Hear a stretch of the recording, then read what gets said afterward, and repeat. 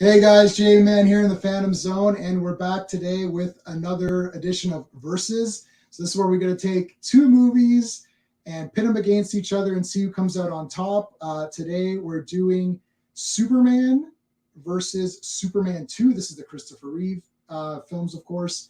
And we have to try to make this somewhat fair because there's international cuts and there's Lester cuts and Donner cuts. And there's a 3-hour TV version, and there's a 2.5 hour director's cut version. It starts to get really complicated. So what we're going to do is we're just going to take the theatrical cuts, and I don't even remember exactly what was not or what was in the theatrical cut versus the regular cuts because I basically only watched the 3-hour version of Superman 1.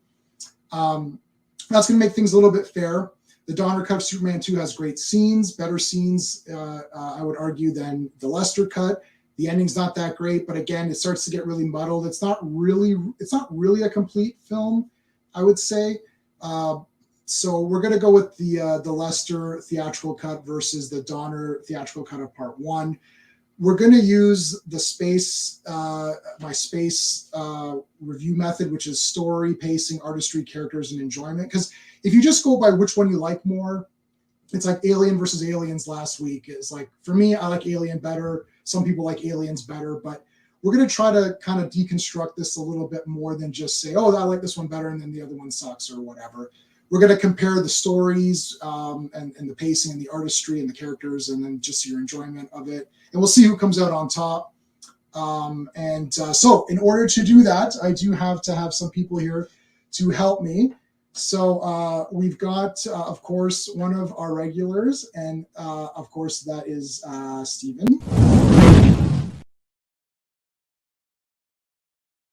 Hey, Steve, how's it going? Holy crap, where the hell did that come from? I spent all day making intros for everybody. Yeah, that was like, man, now I got a lot to live up to. You do. I didn't know what to do for yours, so this is a real dilemma. I'm like, what am I going to do? And I'm like, I was thinking Firestarter because I really love that Stephen King book. I know you like it. I was like, well, you like The Stand as well. I'm like, I don't know. I'm just going to pick Flame because this looks cooler. Yeah, no, that's awesome, man. Thanks. Okay, and I do have one for our regular guest. I think Sean is going to really like this a lot.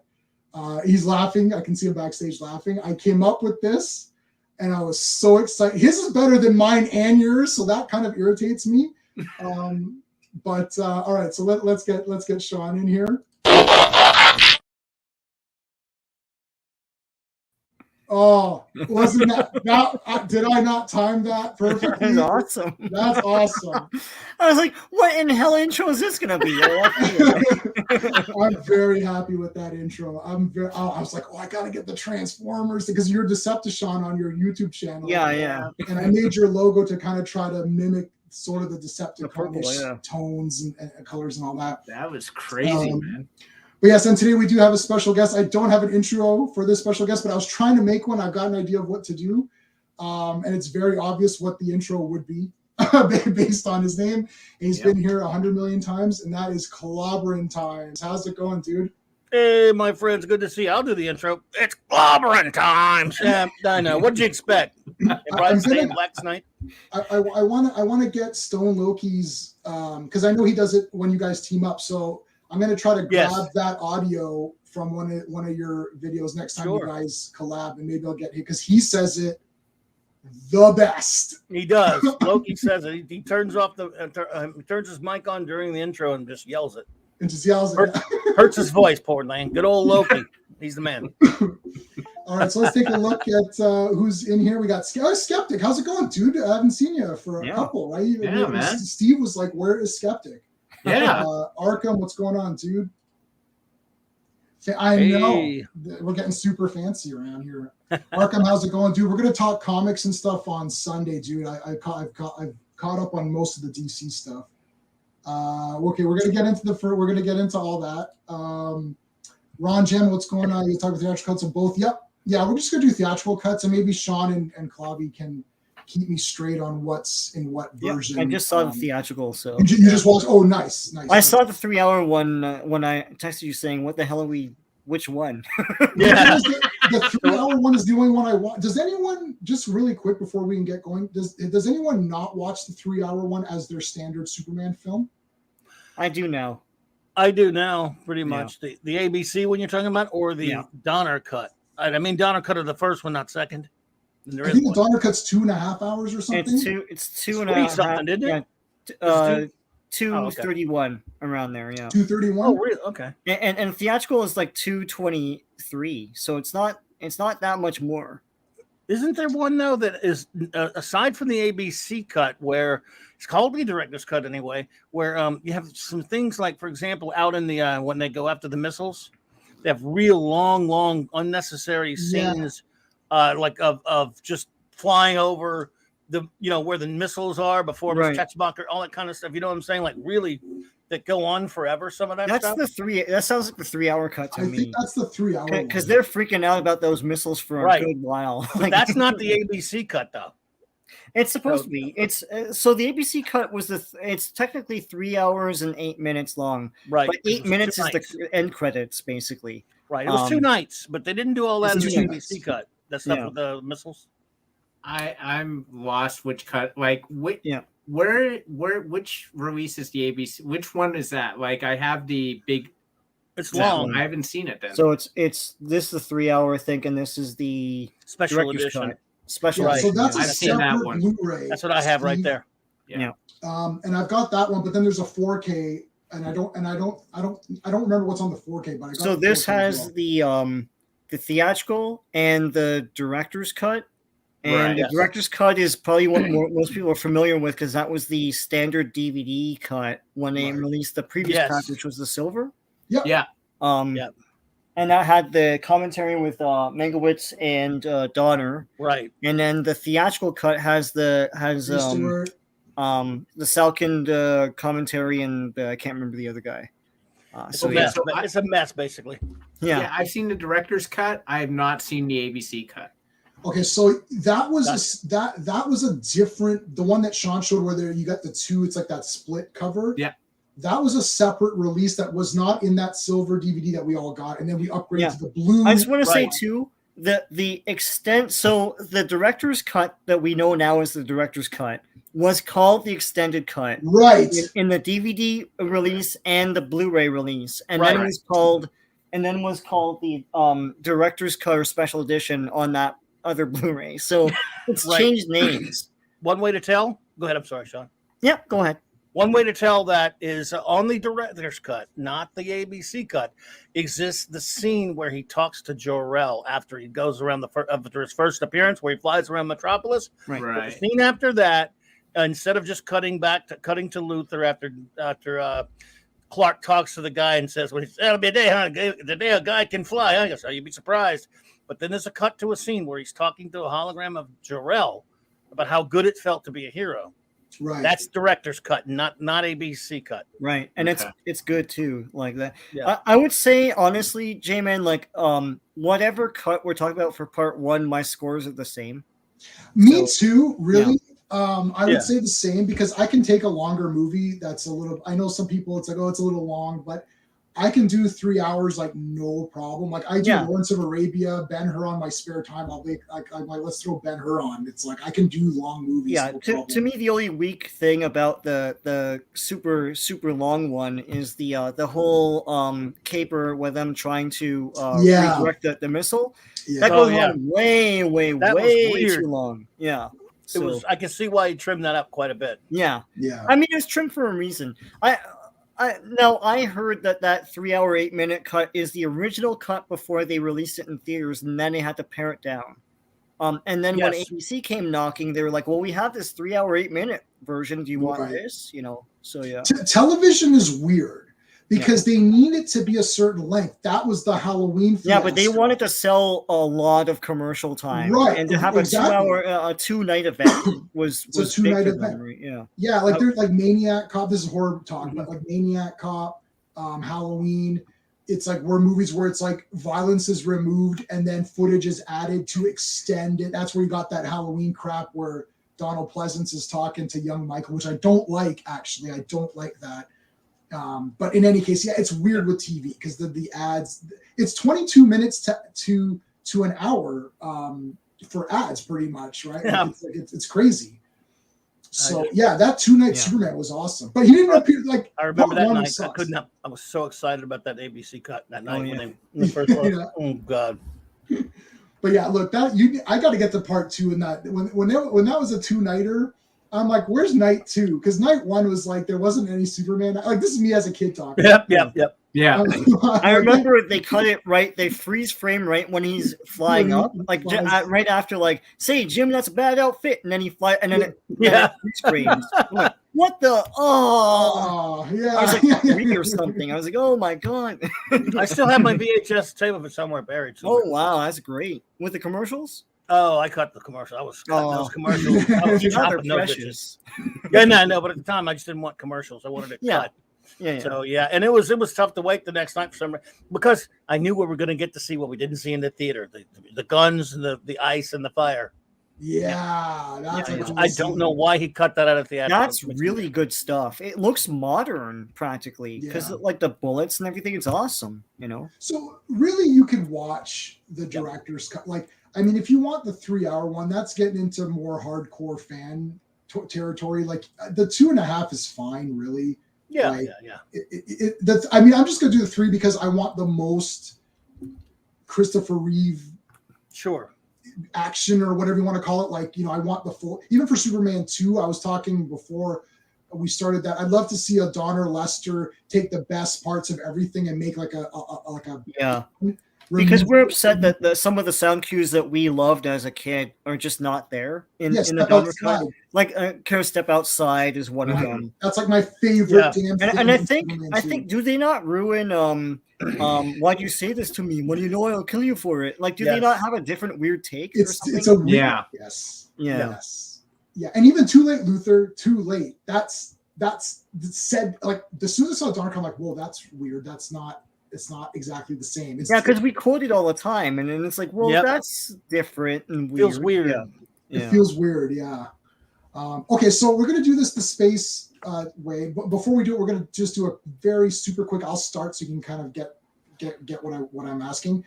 Just like a quick intro as to how we got into these 2 movies, really quick. But to explain how it's going to work, so we're going to talk about the story for each one, and then we're going to see which one has the better story, and we're going to try to keep this objective. And you know, I know there's the comics and all that, and I can say this and that. We're going to try to just be like, okay, these are the movies. This is what we're stuck with.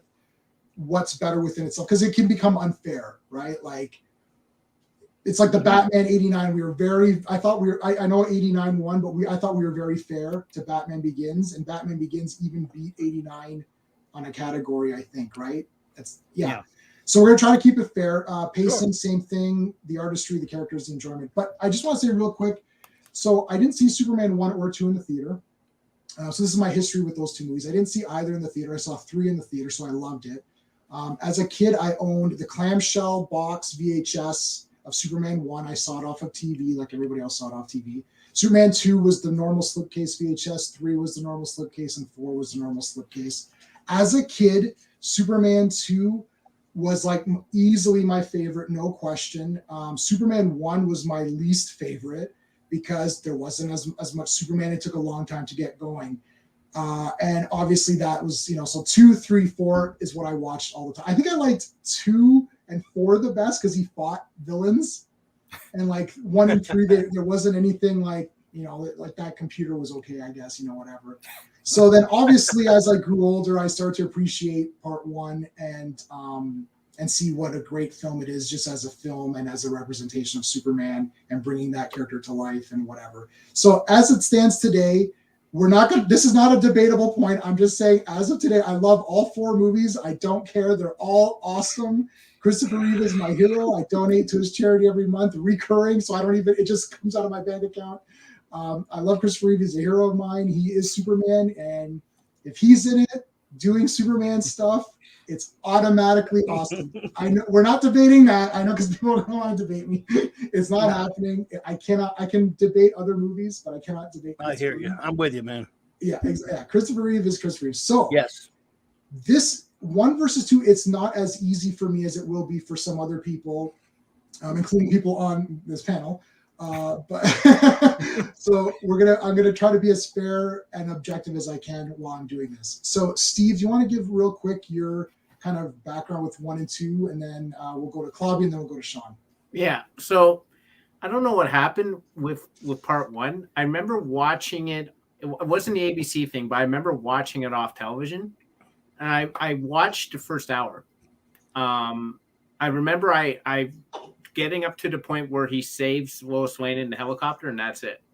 I probably fell asleep, and I just didn't watch it. Part 2 was one of those movies where I knew everything that happened in it, but I never sat down and watched it in one spot. Right. So I knew about the big scenes, like ending up big fight and going into the Coke sign and all that and whatnot. So the first time I sat down and watched it was when my good friend J-Man, I told him I hadn't seen Superman 1 and 2 all the way through. After he picked himself up off the floor, he showed me both. Jesus Christ, that's awful. I don't even remember this. You shouldn't have said this. I have to remove you from the panel. Yeah, I know. See you later, Steven. Take care, man. Good. Yeah, it was good talking to you. Always good talking to you. But yeah, so we sat down and watched 1 and 2 back to back. And one was real because after the helicopter scene, I hadn't seen anything. 2, I had seen all the big scenes, but I don't recall sitting down watching it in one shot. It was like I saw the big fight, Care to Step Outside, General, all that stuff. The big end scene, the scene in the diner. I remember all that. I remember the Niagara Falls stuff. Yeah. I just never sat down and watched it all in one shot. I don't know why. So that was it. My thing was Superman 3. That's the first movie I saw in the theater. That was Superman. Sean and I have gone to war with each other over Superman 3. I refuse to say it's a bad movie, even though I know there's bad parts to it. I refuse to admit it. And then Quest for Peace I saw in one sitting when it came to VHS. Wow. I can end the war right now. Superman 3 is 10 out of 10. Look, okay. Let me say, I love Superman 3. I grew up with it and I watch it all the time. But I'm not going to sit here and tell you it's a good movie. I will. I'm going to sit here and tell you it's a good movie. It's like Chrome, but that's a whole other discussion. So much Superman 3 merchandise that it's offensive how much merchandise I've witnessed you buying Superman 3 merchandise. The sealed box of the cards, and I have the entire card set as well. I feel the struggle between you. Let go of your hate. Okay. All right, Clobby, what are your initial kind of, or what's your relationship with the two movies? Well, I'm old, as you know, folks. I was 14 when Superman the movie came out, December 15th of 1978, and it changed my life. I mean, I remember years and years reading in the DC Comics, the Superman movie, the this, that, and the other. You can the Superman movie contest. You can be in the Superman movie and all that stuff. And so I was pretty excited. And back then, as you know, there weren't trailers. There weren't millions of trailers. You couldn't go just pull up a trailer on YouTube or any of that kind of stuff. There was Starlog magazine. There was Famous Monsters, Fantastic Films, but you couldn't really see that much about a film, except then the commercials would come on a couple of days before it or whatever. You will believe a man can fly. And when I went to see it for that first time, when that big red S blasted itself under that screen with that wonderful John Williams score, and then those beautiful blue letters came at me with that greatest movie score of all time, or one of the top 2 or 3. I was just enthralled, and I went back to see it over the course of as long as it stayed in the theater. I managed, through 78 and through 79, as long as it stayed, about 18 to 19 times. I just loved it so much that I lived and breathed that film.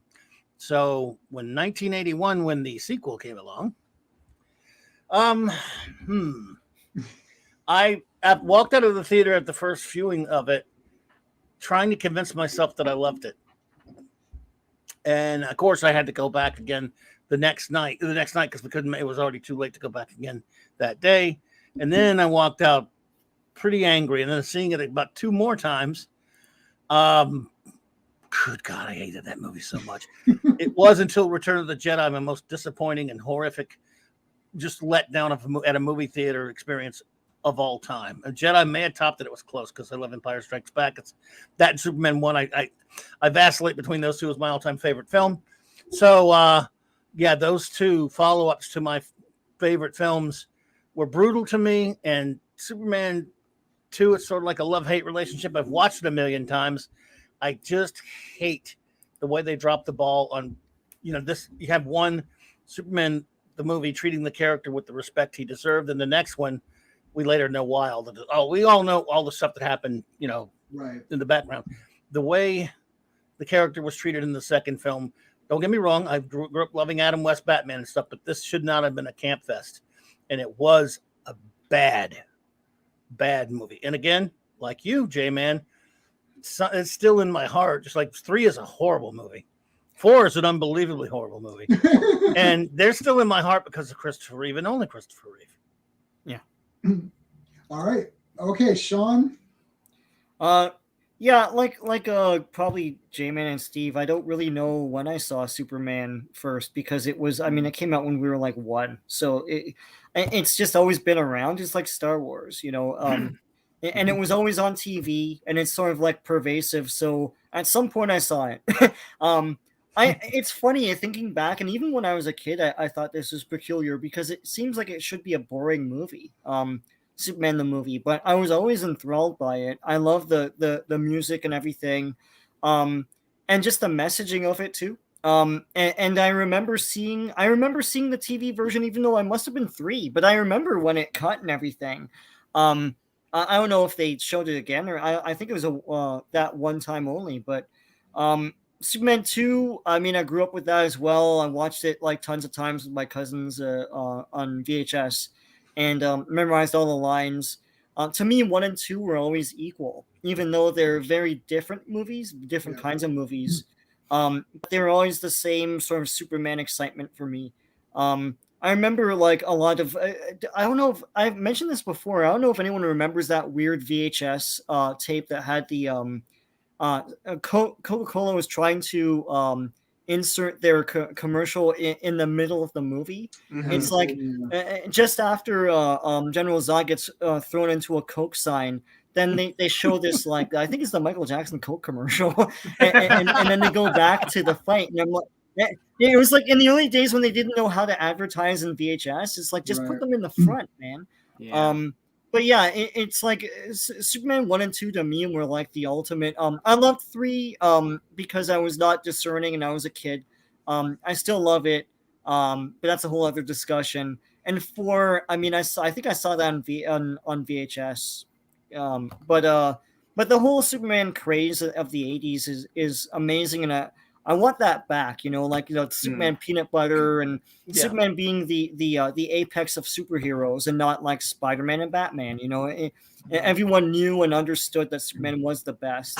The Superpowers toys, I always thought they were a Superman like toy line rather than just like all the superheroes.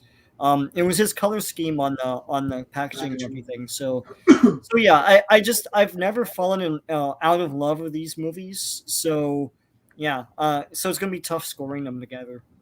Well, especially now in hindsight of all these new, in air quotes, Superman movies that we're getting, which none of them are even like. I'll take Superman 4 over everything that's come after that. Yeah, there's just before we begin, like there's a sober writing to the, like revisiting like I've seen them a million times, right? But like watching it again after like having gone through the 4 hour, 3 hour, whatever the hell cut of the Snyder cut or whatever. These movies are there's a brain behind them, and there's care behind them, and there's respect. Part 1, but but yeah, anyways. Okay. Yeah, no, I got you. I dig. Hey, Chillmonger, how's it going? Okay, so we'll go back to, I guess we'll start with Sean and go the reverse order on this. But so let's just talk about the story for the 2, and which one do you think is better? I always saw 1 and 2. Like I showed Steve. Story. Yeah, I showed Steve them together. And when I'm watching these movies, it wasn't a time when I was thinking like, oh, who is the director of this, or has the tone shifted from this? Like, see, Clobby's got a very unique story from the three of us because he was a bit older. He was like right there for that, and I never noticed. It's like, see me now going from, you know, Empire to Jedi to the prequels to the sequels. Like, I'm like, whoa, this is like messed up, right? Like I can see it, right? But when I'm a kid, I never saw a difference between Superman 1 and Superman 3. Like, I'm just like, it's friggin' Superman fighting guys. Like, I didn't think, you know. And 3 has a lot of Superman parts, and him turning into the Dark Superman or whatever, he's in it. Like, Superman in costume is in it quite a lot in Superman 3. Once the initial crap is done, he's actually in costume a lot, whether it's the Dark Superman, and fighting himself is like the best thing ever, right? So I mean, that's right out of the comics. Like, that's just like, oh yeah, let's just rip that out and put it up there. And it was the first one to get a comic adaptation. Yes, I know. I gotta get that comic adaptation. I had Kurt it on. Swan did it. You gotta have that. Yeah, I mean, it's on eBay. You can get it. It's not like, you know. No, I don't think it's like $100 or anything. No, hold on. No. But okay, so Sean, I'll start with you then. So the story. So that's just the basic story. I mean, you want to talk a little bit about 1 and 2? Which one do you think has a better story? It's tough. It's tough because they're so interlinked almost, but it's not tough to me. So I feel like, sorry, I didn't mean to sound flip or anything. But to me, like Superman 2 has like they try to do what they did back then, kind of like Empire Strikes Back, where they're plussing the relationships and everything. It's like, well, what's the next logical thing? Well, then he reveals himself to Lois and all that. Right.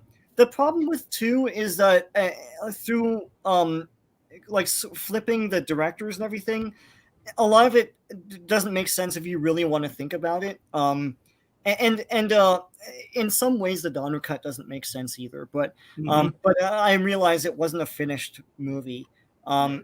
Superman 2, it's like there should be more stakes and consequences to him making the decision to go human, right? But there kind of isn't, you know, and then he discovers the green crystal from part 1, and he's back at it. And though we want to see Superman fight the Phantom Zone criminals, it's kind of like you sort of took the gas right out of this thing. I mean, you know, this was a big serious moment, and then it's sort of like, well, I found the crystal, everything's fine now, you know. And there's some weird stuff like I can't remember who mentioned it the other day where he does the weird thing with the duplicate Superman and the duplicate Phantom Zone guys, and he's like, oh, I played this as a kid. It's like, when? You were like, you know, you were a small child when you came to Earth. What are you talking about? Mine made no sense. When you left Krypton, right? Yeah. That was in the Lester cut too. So.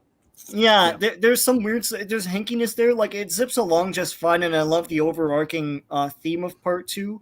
Well, some of the themes of part 2, like, you know, can Superman be human? And if you take over the world, then what? You know, it's like General Zod is like, it's like we grew up on cartoons where guys are trying to take over the world, and it's like, this is the one movie that answers the question. It's like, he's bored, you know, he wants a new challenge, and his hubris is his downfall. When he goes after Superman, then, you know, Superman you know, takes him. But part 1 to me is the better story. It's tighter, even though like it's longer. It still has a point to make, and it makes it like effortlessly. The whole business of Jor-El telling you know, Kal-El that you know, you can't interfere with human, you know, history. That if you keep solving problems, and everyone's just gonna, you know, there won't be any evolution after that, right? And his father saying you're put here for a reason, right? And then Clark making the decision at the very end, like when Lois dies, he's like, he flies to the heavens, and they play the clip from Jor-El, and they play the clip from his human father, and he makes a choice, and that choice really clinches the story for me, because then he you know, you could say he turns back time or goes back in time, whatever. But then he fixes things with his powers and makes the choice to go against Jor-El's wishes and with his human father's wishes, and therefore he is a citizen of Earth. I think that whole story arc is great, you know, and to me it's and I think it elevates Superman 2. Plus, it sticks to landing, whereas Superman 2 is like, because there's like two different visions, it's sort of like he finds a crystal and everything's fine, you know. So I think Superman 1 edges out. Yeah, and we're going to ignore in the Donner cut where it's sort of the crystal merged with the life force of Jor-El, that kind of we're taking that out. We're not considering that. So as far as we know, he found crystal and then he's back. So that's the Lester cut. He literally finds the crystal, right, and then the next shot he's just back, and we're like, By the way, Christopher Reeve called that the tube of Prel. He really did. Well, Chris Reeve's the best.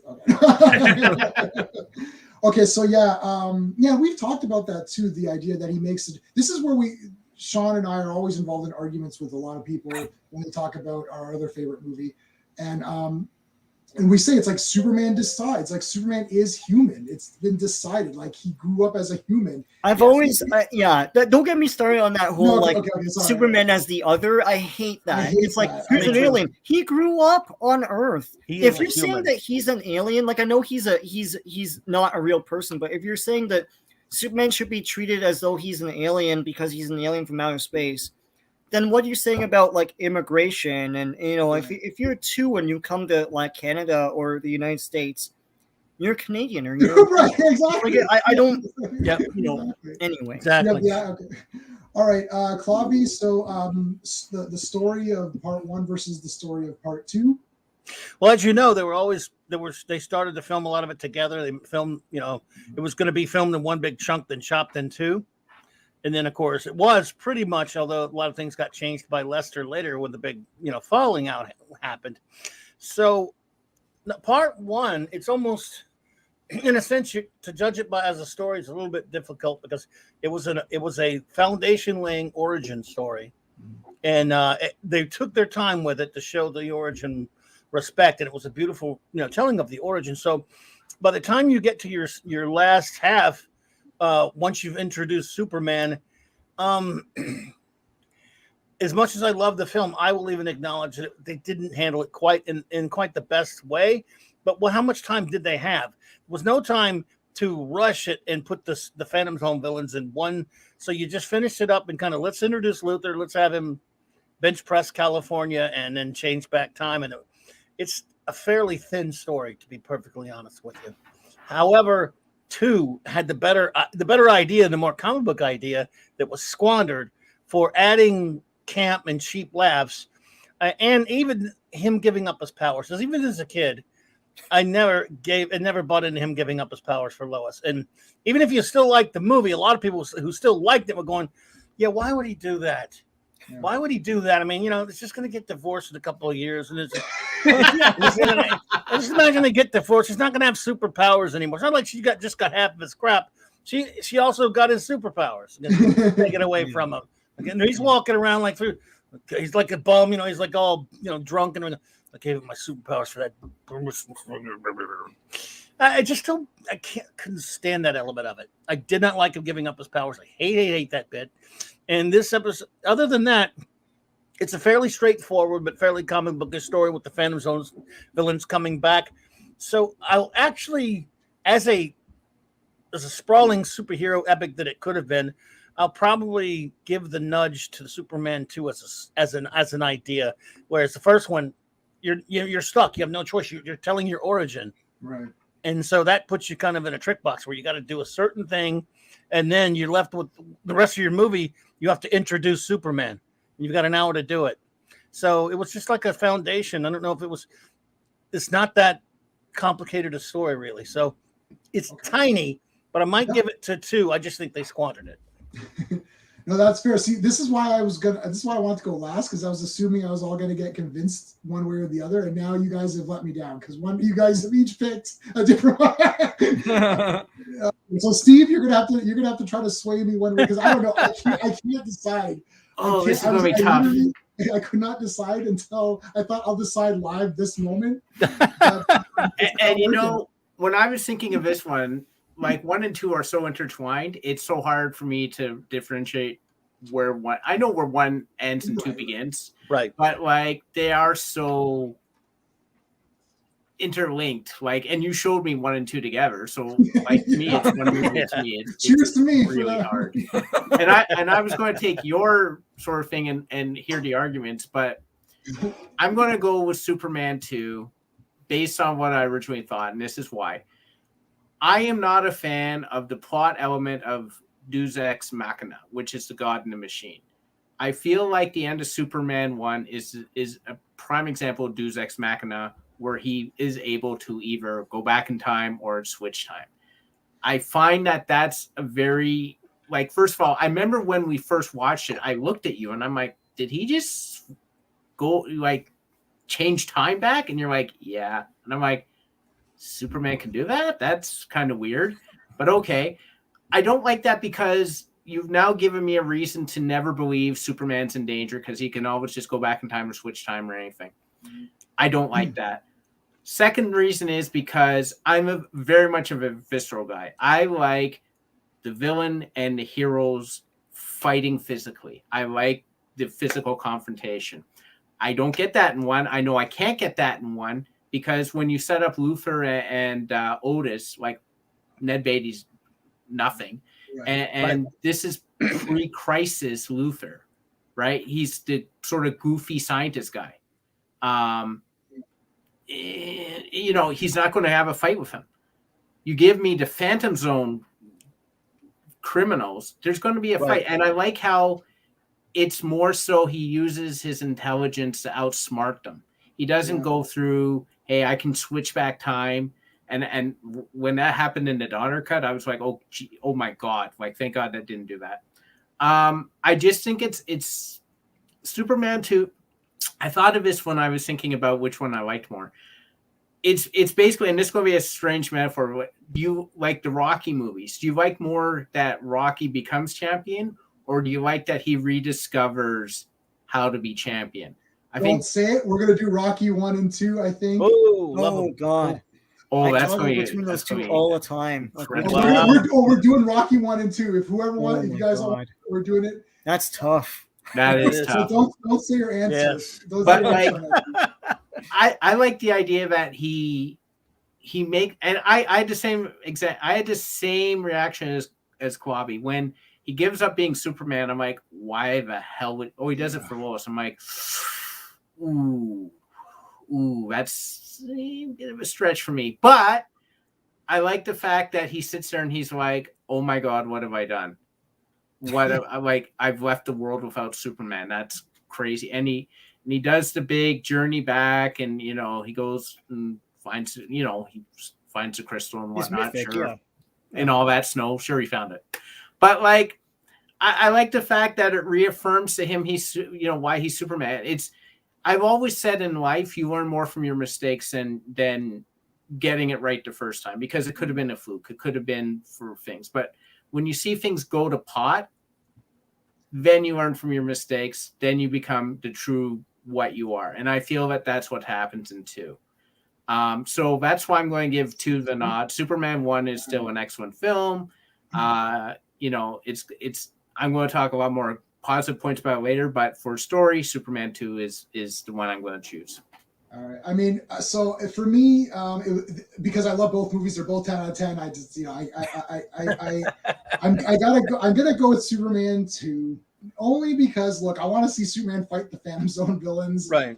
I'm a comic book guy. That's what I want. That's what when he says, "General, would you care to step outside?" I don't think I've ever sat down watching from the rest of that movie. I know it's wonky shit in the Fortress of Solitude, but he's got Fortress of Solitude technology. He can do weird shit in there. Yeah. I like that he draws them away from the city. What's that? The self-finesse. Of course. He can do it. Superman can do anything. So I like that he brings them back to the fortress where he controls it. I love he outsmarts them, and then he Luthor, he knew Luthor would double cross them. I love that entire sequence. Giving up the powers is weird. It's like it's the only time that's ever been explained that Superman can have, intercourse with a female without killing her. The Donner cut goes against that though, because they have a physical relationship before he makes a decision. So then you really don't know why he gave up his powers. Right. I don't know, but yeah, Donner cut not Yeah, I whatever. know. It's just it confuses things even It's just more. confusing. I Yeah. know. In any case, it doesn't matter. It would have been like Hancock. Remember that scene in Hancock? But anyways, so whatever. Yeah, anytime someone gives up their powers, that is an absolute barf fest. That was like, was that X-Men 3? Yes.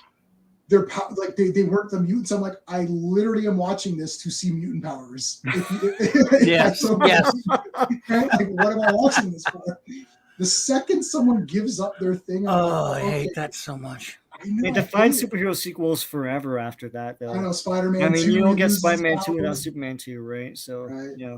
So there is that. That's irritating for sure. Even as a kid, I'm like, why? Why is this happening right now? Like, why? Superman 1 is awesome, though, man. All the stuff, like just like him growing up and like talking to his dad. He's like, "You're here for a reason. It's not to score touchdowns." Like that to me gets me really emotional. And when his father dies, with all those powers, I couldn't even save him. I like all that stuff. But then just some of the goofiness with Luthor, like I love Luthor's dialogue with Superman, but like Otis walking around and being a goof, I'm like, why would you hire this guy? Like, he sucks. Like, why would you have him on your payroll? Yeah. Lois, Mustache Mocker and Otis are goofy. Yeah. But that's about the extent of the goofiness in Superman 1, where Superman 2 is everybody is a goof. Everybody's goofy. The whole script is goofy. It aggravates me. Richard Lesser directed Beatles films, so Yeah. And Musketeer, I like the Musketeers movies that he did. I like those too. Yeah, those are good. My problem with Luthor in part 1 is he's more defined by the James Bond villains before that than the comic books. Really, he's got a henchman, he's got a hot chick, like hanger on. So and he has a secret lair. Yeah, but at least he's a criminal instead of that stupid corporate Luthor that Byrne created. So I mean, I hate Byrne. I hate Byrne Luthor. Oh my god, this is a Clobby Sean thing. Everyone likes that Luthor. He's fine. I like mad scientist with the revolving door on his jail cell, Luthor. Yeah. Like he's kind of a mad scientist. I think they sort of retcon that into like he's still experimenting with all this weird stuff as a corporate guy, but it's like, but what are you making money off of that? What are you doing? Yeah. If Luthor would have created the computer in part 3, that would have been cooler. Yeah, that was supposed to be Brainiac, but I guess it sort of tells us that maybe we don't want their version of Brainiac. Right? So. Well, I'm reading the Superman comic right now, and it is the issue just came out this week, so I haven't read that latest one, but it is more of your standard Brainiac. It's not Krypton's computer system like they had it in the cartoon. He does go around bottling and preserving the cities. And Superman, Christopher Reeve, is trapped in there, although he just got out. So that's in the latest spoilers. He just got out. Is he Flamebird in that? Which one was he? Nightwing and Flamebird. Nightwing, yeah. Flamebird was Jimmy Olsen. Oh yes, yeah. So he's the original Nightwing, J-Man. Yeah, he is the original Nightwing in the Bottle City of Kandor. They were Batman and Robin in a sense for the Bottle City. Yes, basically. Okay, so let's move on to the pacing. So the pacing, I just want to make sure everyone is clear on what it is.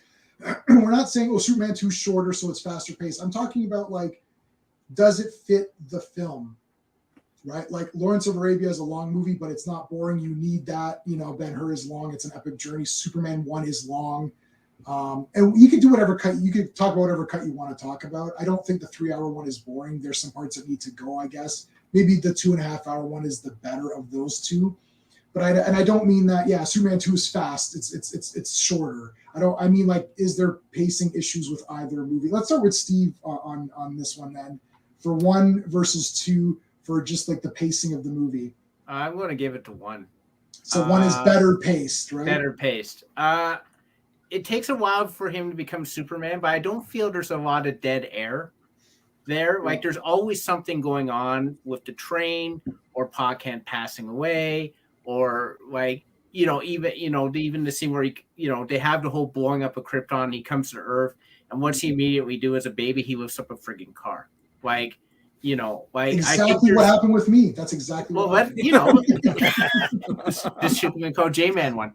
But like, I think there's a lot going on constantly. The stuff with the dam and all that stuff. Yeah. Luthor doing the plot and then breaking off California. I love that scene where he just literally breaks California with his stick.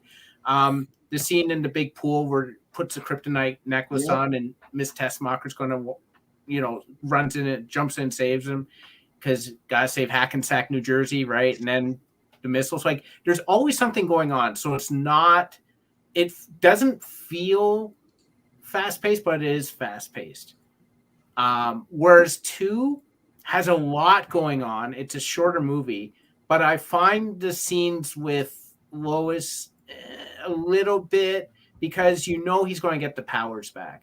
So all the scenes where he's in bed with Lois and all that stuff, you're kind of like, he's getting the powers back. So this is not. I know he loves her. He flew with her, right? I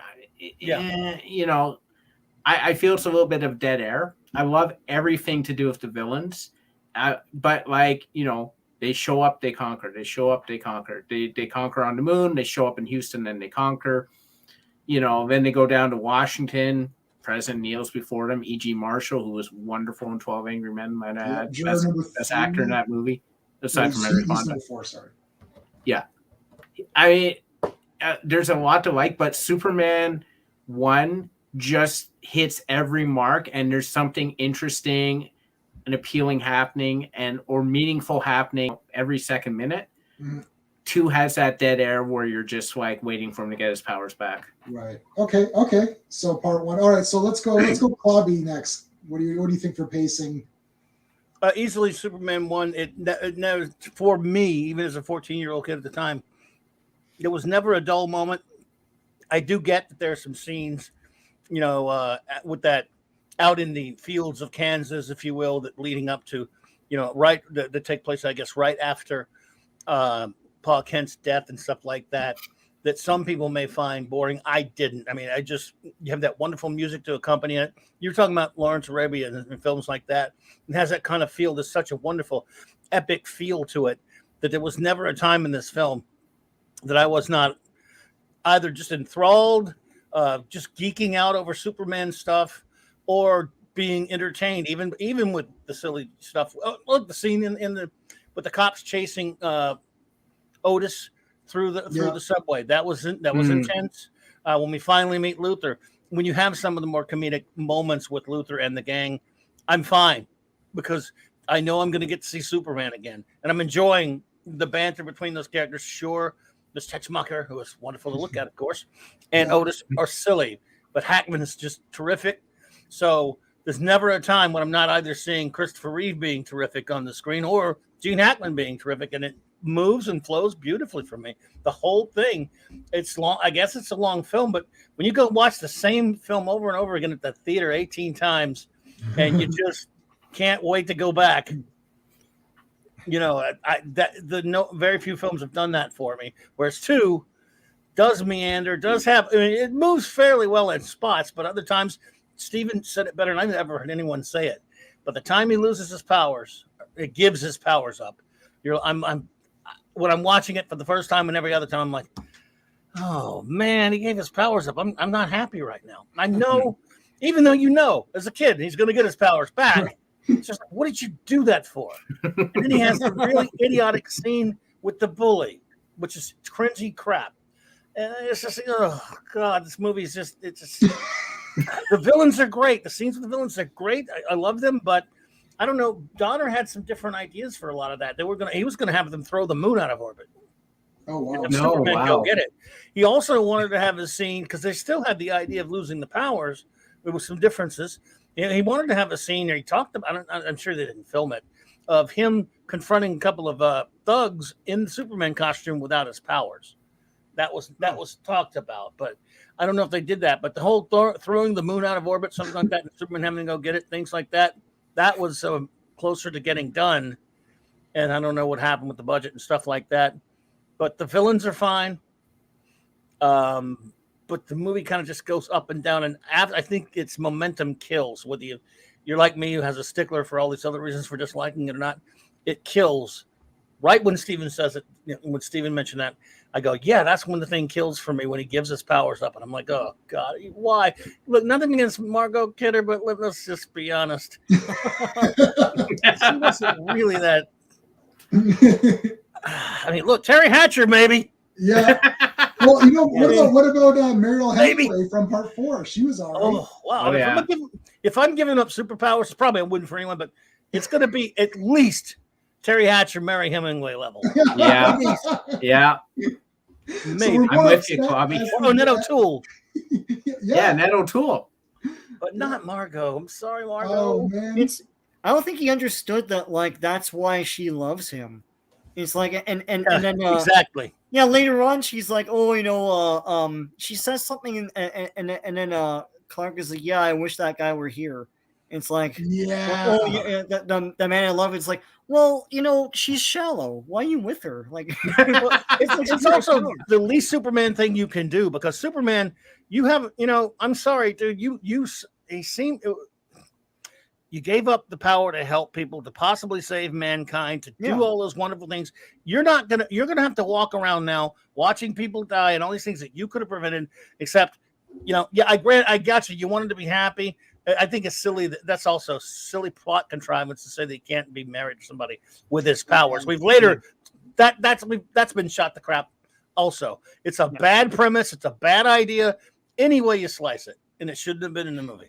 It's not explained properly. Do you guys want to go back on your story thing for Superman 2? No. No, I think the idea though of Superman 2 as far as getting to fight Phantom Zone villains and having cool. That's where I think it has the more potential. I don't think, as you know, I don't think it's better. And J-Man and I have talked about this before. Like it took them in my estimation, it took them probably 32 years to actually equal or top that city battle, because like with all the superhero movies that came out, there's nothing that really came close to anything like that in Superman 2. And I feel like maybe the Avengers New York battle is it, and that's 32 years later. That's it's right. crazy. That's outrageous. They did that city battle in Fantastic Four, and it was weak and lame. With like modern technology, it was crap. So, that's right. And Sean, every time we see one of these movies, I literally will turn like, nope, Superman 2. Like, what the hell? Yeah, Superman 2 still beats a lot of these movies. Yeah, just in terms of even like the imagination and everything. Too. Yeah. Like really trapping Non with the tower and all that. Yeah. He's like the people, and there's a lot of cool gags. Anyways, that was ambitious for back then. There's no question about it. Yeah, a lot of practical stuff, and they did optical effects and stuff too. But like, I mean, with today's technology, it should have been blown out of the water. It took Avengers because like even like Returns didn't have anything. Yeah. Right. It's just like, what is going on? Well, I mean, for me, the pacing is. I'll do me, then I'll get to Sean just to wrap this. Okay. For me, part one, I like movies. I like long movies, but long movies that like keep me engaged as to what's going on. I like the sections of Superman 1 where it's like, okay, there's the Krypton section. That section on its own could have been one episode of a TV series. Be like, wow, this is awesome, because I like all that dialogue. I love where they're talking and he's saying, oh, he'll look like one of them. And she's like, well, he won't be one of them. And the mom is saying all of the emotional things that, he'll be alone, he'll be different. And Jor-El is saying, oh, he'll have powers and he'll look like, he's saying all the physical attributes that he'll have and all the, and the science behind it. And she's like saying, yeah, but he'll be alone. He won't have anyone, so she's the mom. She's doing the sentimental stuff. I like that. Each section has a cool thing. Right, like the great. I was gonna say great power, great responsibility. You're put here for a reason. Stuff. So every time he goes somewhere, it's not like it's boring. It's like you're almost getting a little mini movie in each of those acts. Right, each section is a little mini movie. So I like that. I think the pacing is fine. Superman 2, As soon as someone gives up their powers, instantaneously everybody who's watching automatically knows that character is getting their powers back because there's no movie if he doesn't. Right. I don't know what to tell you. That's a Spider-Man. I love Spider-Man 2. I think it's genius. I think it's 10 out of 10. But lose the powers. So I'm still giving it 10 out of 10, even though that irks me. I don't care. But I mean, it's just like a thing that it doesn't need to be there. And it just automatically, Steve, you said it the best. It just stops. And you're like, okay, well, he's got no powers now. Then what the hell am I watching this? And like, you could just chapter, hit the one chapter. Hit the chapter button. And then it's like, okay, I got my powers back. Well, it's formulaic, and he doesn't learn anything. It's not like Spider-Man 2 at all, because Spider-Man 2, like, there's a point to be made. There's a point, there. yes. He didn't choose to lose his powers either. Sean, continue. What do you think? Pacing is part one as well, or? Oh, it's part one, man. It's like, yeah, and pacing doesn't mean like quickest paced. It just means Right. like consistent and able to compel you throughout the entire film. Yes. Yeah, the fact that I watched that 2-night thing as a little kid means that like it's got some sort of magic to it, that it's consistent and it's consistently entertaining. Part two is it's awesome, but I feel like I don't like all the BS in Niagara Falls. I just think it's just like it gets sitcom-y at that point. Yep. Yeah. You know, there's a lot of stupidness, like even the small town. Like, I mean, I quote the small town stuff all the time, but only because it's terrible, right? And it's like there's a wide selection. Like it's we do that too. yeah, it's that and you only I can't smell make strong. beans. I love that. Yeah, Get a break out and rash, eat beans. yeah, but it's like, why is this here? And are you making fun of people? Like, what's happening? Like, it doesn't feel like a Superman movie at that point, right? They take over this small town. There's some weird parts that are sort of sloggy to me. Even though it's a shorter film and I can watch it all the way through, it's just I feel like part one is consistently compelling. And even parts that are sort of weird, like trying to get that nuclear missile. It's like, why even show this? I love I love the actors there, and I love the scenery. Like, it's shot beautifully, like that 70s sunshine. So yeah, I'd give pacing to part one. Why? I wonder why they didn't put a dark filter over it, because it has to be dark in order to be good. Remember when they wanted to see movies? Yeah, I like when I go see a movie and then I can see it's in the daytime and I can tell it's not like Eternals where you can't, like, literally if I turn off all my lights in this room, that's Eternals. Yeah. Boring dialogue in the dark. Yes. It's literally boring dialogue in the dark. Anyways, I'm getting sidetracked. Anyways, okay. So Claudia, let's start with you then. So this would be the artistic value. So this would be like the costumes, the action, the music, the look of the film. Even acting can be acting we'll use with characters. So this is just like the art of filmmaking, the look of it. Like the music is important, like that kind of stuff. So what do you think? Which one is better for the artisticness of it? Well, even though they were initially filmed at the same time, originally they went back and messed around with two later when they changed directors and stuff. So I'll go one hands down, because it's just every bit of that is perfect, whereas two is very choppy. It opens up with a strange new rendition of John Williams' theme, which is really off-putting. I thought it was terrible. Ken North, I think his name is. Yeah, and it's Ken so Thorne, yeah. Somehow they fiddled with the theme a little bit, right? And then overall, I think it just looks cheap and rushed, because it was cheap and rushed. They definitely had a lot of problems going on with all that kerfluffle going on with not only Marlon Brando, but some of the others, and of course Donner and the Salkinds, and they had to pretty much rush that thing, and it looks it and feels it, so it never really is all that good looking. The film, you talked about the fight in New York, you got to cut it all kind of slack, because they didn't have the kind of effect. We talked about that a while ago. They didn't have the kind of effects to make it look like the Avengers fight. They still did a pretty good job with that, all things considered, and it's a very ambitious fight. But you can watch it and see you can see wires, or you can see some crazy stuff that just would have been no way you can do really to make it look great. But it was still a pretty fun scene. Overall, it looks a lot cheaper and a lot more. Yeah, it just doesn't even measure up to the first one in that respect for me. Okay, all right. I'll go next. I think part one as well. Look, part two, the fight is the damn best. That's the only thing it's got that part one doesn't. That can trump part one. Part one's got the killer music. I think the flying looks maybe better in part one. Yes, which is weird. I really do. It does. I don't know. It's weird. I actually think the flying in Supergirl looks better than some of the Superman. Probably the best of flying. No, by that point, they knew what they were doing. Yeah, no, I'm dead serious. There's some good stuff in Supergirl with the flying, like the ballet that she does in the beginning where she's just floating around. Anyways. Part one, the music, the friggin', like, I like the beginning stuff on Krypton, just like they say Robot. They say Robot. If you ever watch old Twilight Zones, so they say Robot instead of robot. But yeah, part one, yeah, music, the look of it, the flying is awesome. The costume, like Chris Reeve's costume, is like super out of control, awesome. It's like it's very like bright and sharp. Yeah, like the effects are pretty damn good. I like just him flying around. I don't know. I just like him flying around. I like Luther's bass. I know it's it's a James Bond ripoff, but his bass is kind of neat. I don't know. I think part one just looks cooler, and the music is like the big main mega thing. But though I like Thorne or whatever, I like his stuff. Like I still like the music of 2 and 3 or whatever, right? Like, and John Williams came back for 4, so it's not like that was the only factor. Oh, yeah, I forgot about that. He's back in Oh, the God. music is back. So I'm gonna still give the edge to Superman Part 1. Okay, Sean, what do you think? Oh, it's Superman 1. It's kind of unfair. But Yeah. like Superman 2, like art wise, I think that is his name Ken Thorne? I can't remember his name. Yep.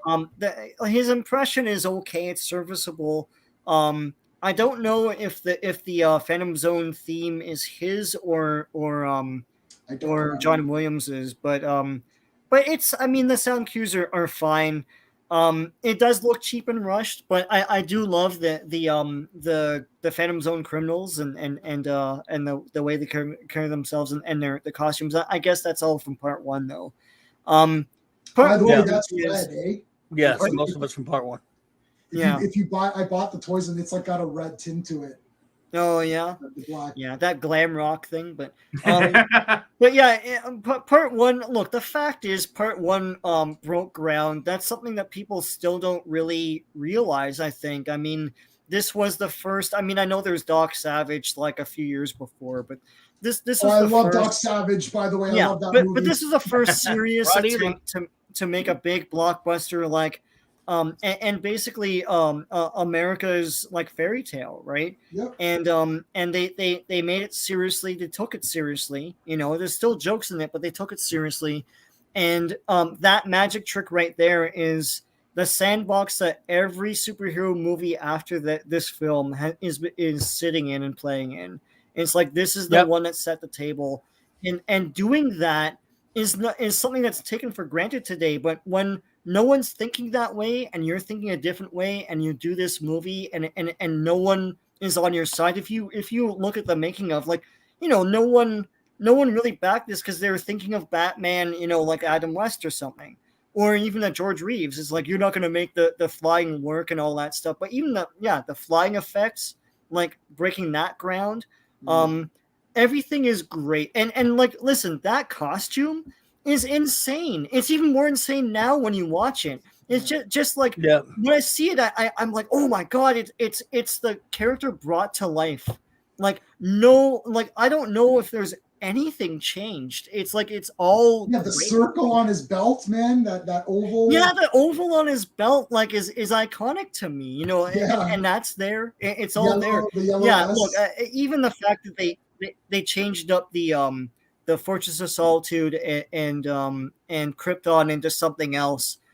They put effort into it. I mean, like, yes, I would like to see the one from the comics, like the Fortress of Solitude from the comics with the yellow door and the key, right? But what they did is fairly iconic, and they put effort into it, like that starship that he's in and everything. Yeah. It's like all imagination was in this movie. A great deal of effort was in part 1. And as I say, I mean, honest to God, you don't get the superhero movies of today without this film. You just don't. And someone had to sit down and think about these things and execute them. And art all the way to part 1.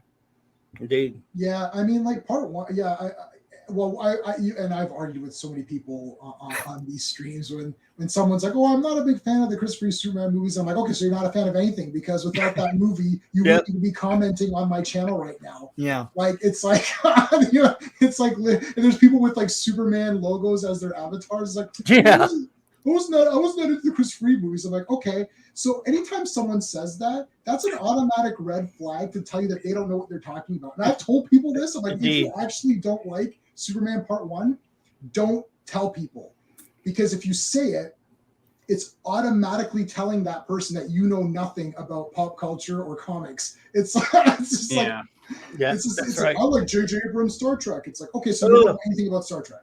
Like that's just like that means they don't real Trek at all. So yeah, it's not real. Yeah, and yeah. So I mean, yeah, it's just like you have to show it respect. If nothing else, if you think the movie's boring or whatever, you don't think it looks as good today. I hate when people say for its time as well. Well, it looks good for its time. It's like, well, what does that mean? Like, I mean, cars were good for their time. Like, well, if it was good, it was good. Like, I don't get it. I watch every movie as though I'm in that space, right? Like, I like silent films, right? We're ordering. I'm a big Harold Lloyd fan, so yeah. We just ordered the Ultraman. We're ordering the Ultraman series. It's like, is that good effects? You know what I mean? Like, it's like two guys in a suit on a model. Like, we're looking for entertainment and cool stuff. And if you do it well, then it's good. It's good. Yeah. All right. So Steve, where are you with? Are you with us, or are you with us, or are you against us? Oh, I'm with you. Like Superman 1 is more daring. Like it's definitely more daring. Superman 2 just mostly takes, other than the moon sequence, which was fine. Cool. It all takes place on Earth. Where Superman 1 tried to give you a variety of things. It tried to give you, there's big ass sets. Like that tank set was enormous from what I remember. Flying to stop the missiles, and then the earthquake and the dams breaking and all that. It's a more daring film. It's a bigger thought film. Superman 2 is a smaller film. They don't have the set pieces other than the battle for New York. Everything is, you've seen it before. You've seen it in part 1. Part 1 established all this stuff. Superman 1 starts off perfectly with like the name swooping in and the big like theme music. That's awesome. That's the best way to start a movie, in my opinion. Right? Best theme music, best opening. Yeah. Oh yeah. I mean, 89 Batman basically stole most of it because that's how that opened, right? Like it didn't have which is what you're supposed to do. Everyone should just steal that opening. I don't understand. Yeah. It's like, just steal it for your character. Yeah. I mean, Superman 2, you can see the green screening at times or whatever. It's fine. It's fun, but like 1 was more, we're trying to do something. We're trying to prove a man could fly. And that was something that, Richard Donner, that was his mission statement. That was what he was going out to do, was to prove a man could fly. And, it worked. And 2 basically was a troubled production. The Salkinds were all over it. Can't stop it. I'm not going to make excuses. 1 is just a bigger film. They were trying to do something no one had seen before. 2 doesn't give you that other than the Battle of New York, and even then, as Quavi said, technically there were problems with it, right? So it's got to be 1. And can I just say something as well? I don't like this idea that they do this all the time now. Whenever we point out, plot inaccuracies or problems with current superhero movies or whatever, they always say, "Oh well, Zach was gonna do this, or there was gonna be this." They're gonna do this and this. I can't. Homie, don't play that. If anyone knows that reference, I don't know why that came to me. Oh, we don't play that. I can't do it. I got to review what's in front of my face. I can't be like, "Oh, this iced tea tastes like shit." Yeah, well, that's because the guy who monitors the quality control was sick. I don't care. Like we went to the theater. I had a shitty pop. I'm like, this is watered down. Well, I don't care. It's like, I'm watching this movie. This is what you've presented to me. Yeah. It's like you go back. Oh, let's go back and re-edit every single film let's go back and re-edit every single film that's ever been the whatever cut. I need this person's cut. I need this person's cut. Forget it. It's like the Ayer cut. That's a trending thing. It's like, look, that movie's a shit movie. The Ayer cut is going to make it less shitty. Exactly. Oh. Yeah. It's like Yeah, when fuck my BVS. favorite. It's like I hate BVS, and it's like I'll admit that the director's cut of hour? BVS is better. It doesn't make it good. It's just better. Right. So BVS was Right. what? Yeah. Yeah. What was Still BVS? 2 out downbeat of and 10? like a miserable sit. Yeah. Okay, so it's a 2 out of 10 movie that's now a 3 out of 10 Yeah. movie or something. Or I Yeah. don't Yeah. like. People are constantly trying to get me to watch the director's cut of the stupid Ben Affleck Daredevil movie, which I hated, and every time I do it, I always go, "So you say they're saying how good it is? You was so much better." So you're saying that they take Affleck completely out of the movie? I don't have to look at him. Well, no, it's still in it. Well, sorry. There's 50% more Coolio. So You know what? Can I do a rant? I'm gonna do a random hot take. I don't like the director's cut of Daredevil. oh yeah, Good. Yeah, I thought you said you did. no, I like it, but I don't think it's better because I don't care about that side plot of that thing. I look, that movie's. I like that movie for just the cheesiness of it. So I prefer less story and more cheese. I don't hated want that movie. extra stuff to be serious. Like, oh, there's this court case. It's like I don't care about Coolio's court case. I don't care if it's mine or not. So, Clobby, don't watch a director's cut. Thank you. Hated. Finally, I'm giving dispensation not to watch that director's cut. But, yeah, if you hated the regular cut, this one's not going to be better. did. It's just longer. Yeah, it's just longer. Yeah. Yeah, I can't. Yeah, I can't see it changing your mind, Clobby. I Thanks. just want to say one more Sorry, thing Marc. about art, and I think Steve mentioned this. That Lex Luthor layer set is insanity, man. Yeah. It's like it's it's like amazing. old Hollywood Yeah. intricacy. It's crazy. I saw like in the old TV special where they had the making of. There's like a pinball machine room and everything, which I don't even think was in the movie. It's like they just make this giant layer, and with the pool and the water, it's craziness. I love man. that. It's neat. Yeah, I thought it was cool. Yeah. Yeah. Okay, so I'll start off with the characters. Sean already knows what's happening on this section. Look, General Zod is the greatest thing in cinema history. Like I can't. And Chris Freed is equally awesome no matter what. It's like Margot Kidder is the same in both. Lex is awesome in both, right? The only two, if we're comparing theatricals, is we've got Jor-El, who's not in this one, and Zod, who's not really in the other one. You got Jackie Cooper and you got Jimmy Olsen, but yeah. Yeah, they're both in both, right? So the only person who's really missing is Jor-El is missing, Marlon Brando's missing in part 2, but Terrence Stamp is in part 1, but a little bit. So Yeah. but like Terrence Stamp is just the greatest.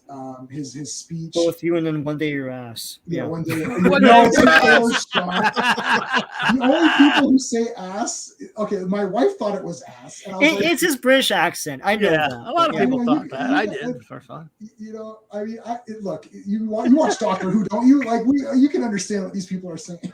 That was before my Doctor Who watching days. So It's like, yeah, my wife says, did he say ass? I'm like, no, Sean. He didn't No. say God. It's better if you say your ass. One day, Yes. your ass. You and your ass. I will have your ass, boy. It's like so- Smokey and the Bandit. I will have your ass, boy. Yeah, I mean, look, it's General Zod. I can't. It's General Zod. He's just like the greatest thing ever. So automatically part 2, that's like an auto win for me. And then all three of them are great. Ursa is so cool. Sean met Ursa, I think, right? Yeah. Sarah Douglas. She complained about like hotel travel and the airport for like a half an hour, and then I had her sign a thing. Well, she was very upset. But so Annie, the actress who plays Annie in this third movie, is the dubbed voice of Sarah Douglas in the regular version, and in the Donner cut, they've got Sarah Douglas's voice back, I believe. So that, which is weird. Hey, Truth, how's it going? Hey, Truth. So yeah, I don't know if you got so Annie, who plays Annie Russ in part 3, I can't remember the actress's name now. She's Ursa's voice in Superman 2. Yeah, I heard she was dubbed. Yeah, she's dubbed, Yeah. which is insane. Wait, Sarah Douglas's voice was dubbed? I believe so. Double Are check, you sure Sean. about that? Her Are you accent's sure? in it. Check. Sean, Yeah, but when we met her, and a buddy of mine who's obsessed with, always thought she was hot, and he was obsessed. We was obsessed with those films. We asked her to say Superman, and she did. She kept saying it before she was tickled to get to say that for us. She never said anything like, "Well, that wasn't my voice." Superman. She kind of had the hots for my buddy. So that was back in the early 2000s. Dragon. Oh, it's partially dubbed. It was partially dubbed by Amy Ross. Yeah. She has some smoking hot pictures in the Superman 2 tabloid-sized edition from DC. Yes. It's crazy. It's like, oh my god, I never saw her like this before. She's still on Facebook, and she's really cool with fans and stuff. She's actually a very nice lady.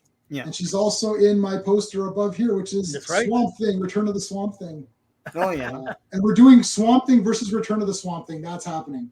Cool. So no, I'm just looking at, she was partially dubbed by actress Annie Ross, who played Vera Webster in Superman 3. And in most of the Richard Lester directed scenes, while her voice was restored in the Donner cut. So yeah, so she's partially dubbed. So I don't know what was dubbed and what wasn't, but I remember hearing about that in one of the commentaries. Yeah, she may not have known that. She may not have known about that then. I never knew that until I saw the Salkind commentary for Superman. I didn't know that Christopher Reeve was the voice. Control Tower. Yeah, I had no clue. Yeah, it's just like random. It's like just random laziness. Yeah. Well, it's also probably just cheapness. Like, you do the voiceover, I won't pay you anything. Yeah, that's what I'm saying. It's just a lazy, cheap. It's like, oh, okay. He was just like hanging around, and he's hanging around, and go, could you come do a voiceover this real quick? Yeah. Sure, I'm never going to work again after doing this silly superhero thing. Well, it's like I've been watching the Star Trek animated series, and like it's like everyone's the voice, and it's like so obvious on some of them. They're like, well, that's literally the same. Jimmy Doohan, George Takei, and Nichelle Nichols did a lot of the other voices. All the voices, yeah. I love that cartoon, but anyways, okay. So for me, the characters, look, it's General Zod. That's a done deal. That's the greatest. You will kneel before me, Superman, all that stuff. And then when the guys when he's like, God, he's like Zod, and he corrects me. He's like, it's Zod. Yeah, God, Zod. Yeah. Zod. I love when he goes in the last, like he's yelling about Superman in that TV broadcast, and at the end he just goes in the last, Superman! Then die as you deserve to. And he shut the TV off.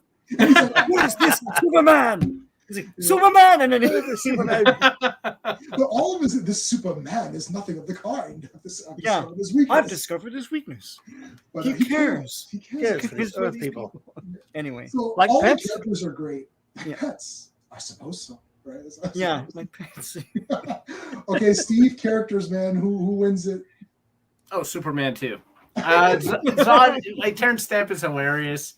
Kneel before Zod. How many times have someone said that to us? Or like, I like when E.G. Martin, the president's like, there's one man who won't kneel before you, and he says, "Where is this madman? Bring him." Where is this imbecile? Yeah, he's like, who's this imbecile? Yeah, who's this imbecile? Where is he? He's like, I wish. Yeah, where is he? Like, I love how he's bored, and he's like just hanging out in the White House. He's like, "Oh, I'm bored now," Yeah. I don't know, like he's just so he good. just got bored immediately. Anyway. Yeah, of course. Like in that small town, he's like, I win. I always win. It's like, you just got here, dude. Anyway. Listen, when you've got the chest exposed in a V thing, this is a man's man. This isn't some bullshit guy. This guy needs action, okay? I also like he's there, and like Ursa's great too, where like they're during the middle of the battle, and Ursa and Zod have that conversation where like he honestly cares about these people. Like, what's he doing? Like, this is ridiculous. And then they start attacking the public, right, to get to Superman, which is almost like a video game. I remember there was that video game you had, J-Man, where the villains just attacked the city, and that's how Superman lost health. And that was awful. I think that was the NES one, and you're like, what is happening here? Is that the NES one or the N64? Is the N64 maybe it was the N64 one. I had the NES one. I actually got close to ending that NES terrible Superman movie where he looks like Mario. Oh, the NES one? Yeah, that was Dude, terrible. my buddy got to almost ended it. I'm like, how did you figure out what to do? He's like, I don't know. I'm like, he's like a savant or something.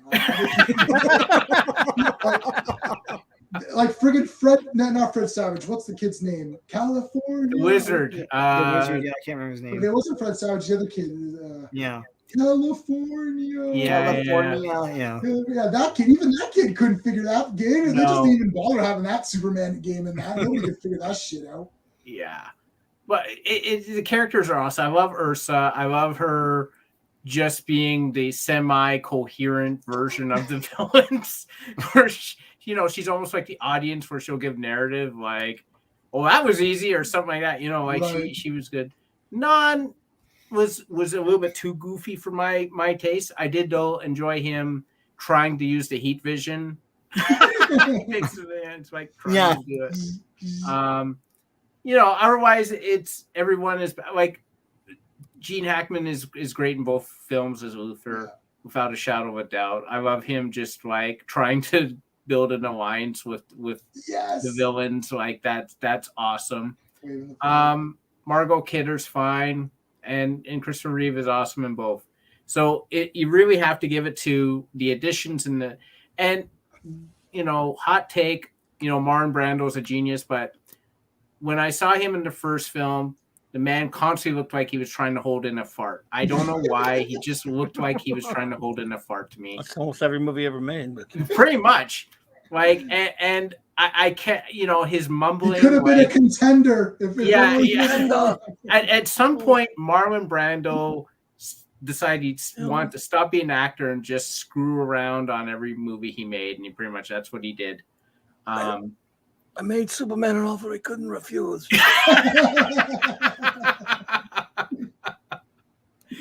So hands down, it's Superman 2. Superman 2. All right, Clobby, the characters. Superman 1 or 2?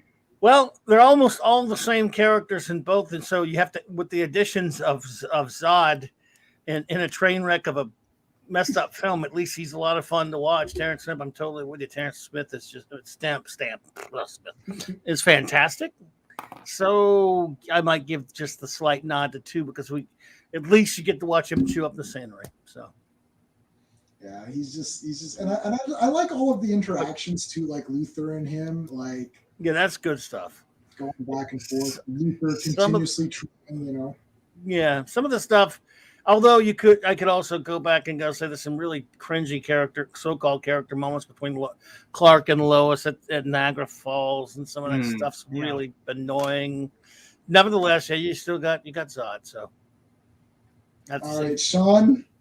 Are we giving the win to Zod or? Well, I think Clark and Lois are really good in part 1, and less so in part 2. That whole flirtation scene on the balcony is brilliantly written, and I've seen reactions like I like watching these millennials react to old movies and stuff, and they're all swooning over it because it's just timeless writing.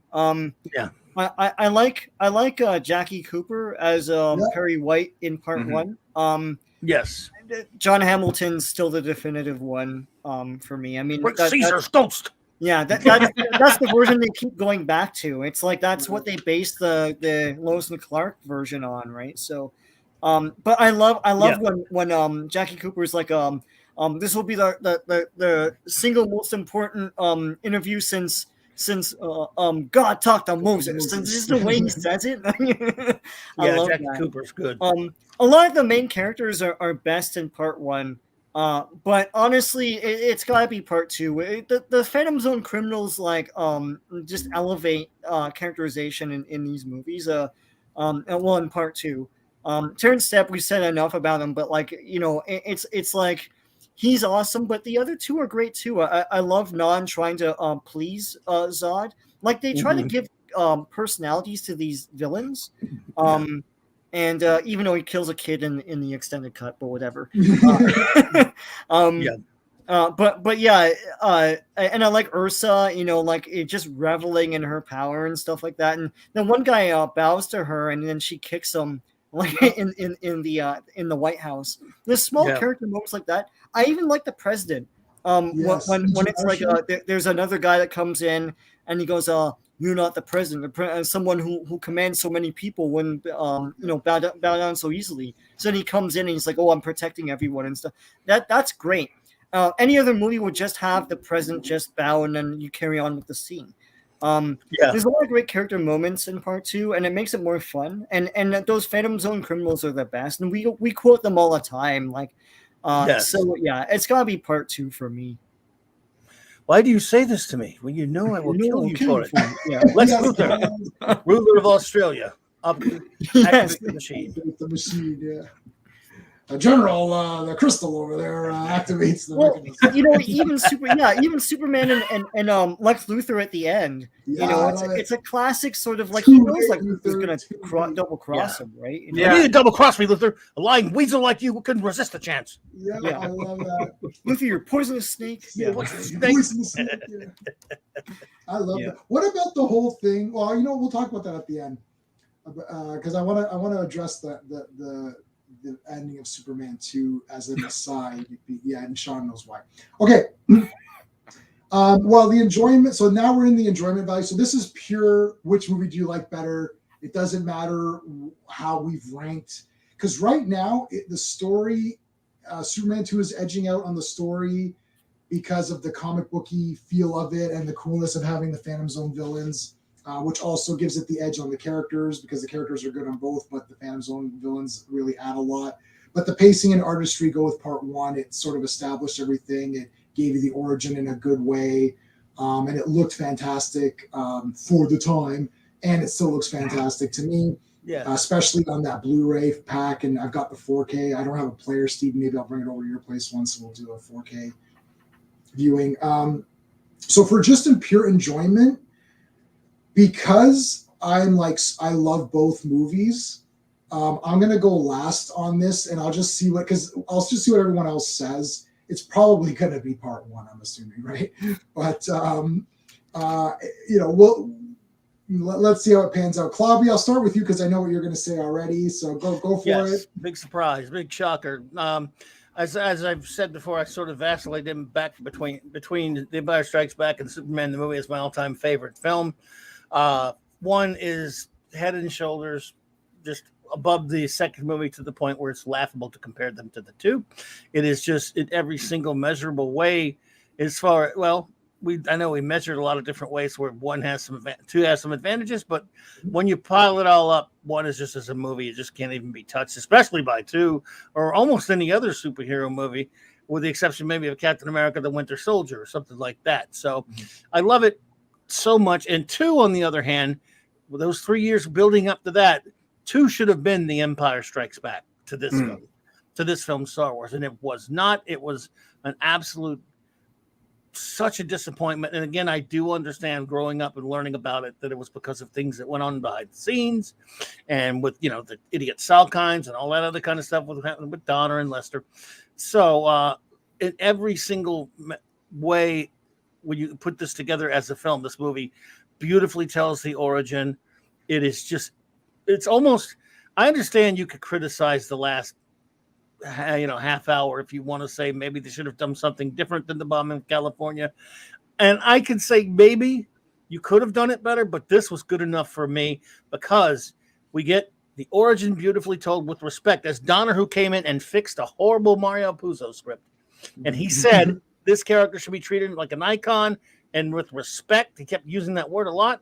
And he brought that to the character, to the origin, telling it beautifully, and then gave us as great a casting as you're ever going to get for a superhero, made us believe a man could fly. So many firsts, so much ground broken with this movie broke more ground than the missile itself that hit California. And it'll never be touched for that. So it's almost not fair to compare it. Even if you compare it to a handful of movies that I love in my top 20, I'd put above some of those. To compare it to an extraordinarily flawed film that had granted a tough job. But, Empire Strikes Back had an almost impossible job. And for me, it did pass up 77 Star Wars, but that's just for me. This one was supposed to be that, and it wasn't. I understand why. So yeah, not even close. Superman the movie is my all-time favorite film, even though sometimes it switches back and forth with the Empire Strikes Back, and it is my happy place. Where Superman the two I can watch and be angry and yet keep watching it and going, God, this makes me so mad. It could have been so good, but I can still watch it, and maybe it has that weird special place in my heart because of that. Just like 3. I forced a friend of mine to watch it again the other day. We hadn't watched it in years, and we was like, "Oh, why are we doing this?" But it's still, I can watch it and laugh. I can even sit through 4, like not exactly like you do, J-Man, and love them, because I can beat the hell out of them. They deserve to be ripped to pieces. But Christopher Reeve is the glue. Is such a great glue. He can hold. He truly is a Superman. Was a Superman because he can hold 3 extraordinarily shoddy, poorly made films to the point where I can still watch them and go, you know what? And again, it's like a crappy issue of the comic. Yeah, it's a crappy issue of the comic, but plenty of good ones too. In this case, it's not the same with movies, but I can watch that and go, wow, I'm sitting here watching Christopher Reeve be Superman. I'm happy. And Superman 1 is one of the films that actually works as a film as well for me. Sorry about that. Went on too long. All right, so yeah, I kind of agree. I'll just go. I agree. I think Superman 1 is the better film, and if it's because I like everything, I have to go with sort of film wise what technically works better and I think it was Skeptic. Oh, hey Brennan and hey Double C, how's it going, guys? Hey Brennan.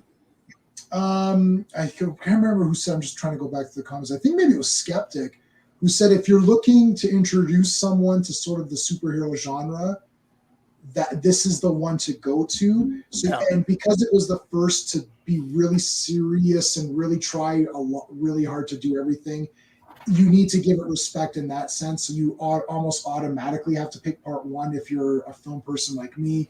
I'm a film person and a superhero person. This satisfies both, people.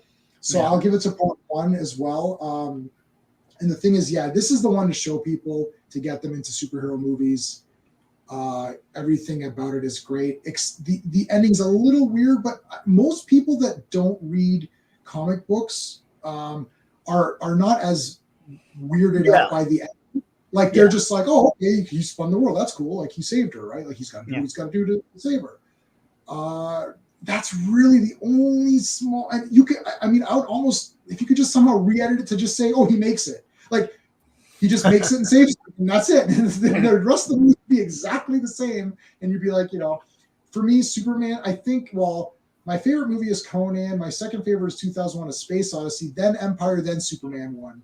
So for me, Empire edges Superman, just to respond to Clobby's thing. Empire slightly, it's so tough because when you're getting into your top 10 movies, it's just like, does it matter at this point? Like, everything is great. I go with Empire only because of no reason other than it's Star Wars, and I feel the Star Wars series needs to be above the Superman series because up until recently, when there was just the 3 Star Wars films, those 3 Star Wars films were better collectively than the 4 Superman films collectively, even though Superman's my favorite fictional character. So when I did my top 10, I picked Empire because that was the best of the Star Wars movies. So I put that over Superman 1, which is the best of the Superman movies. If that makes any sense, kind of. Sure. Oh, yeah.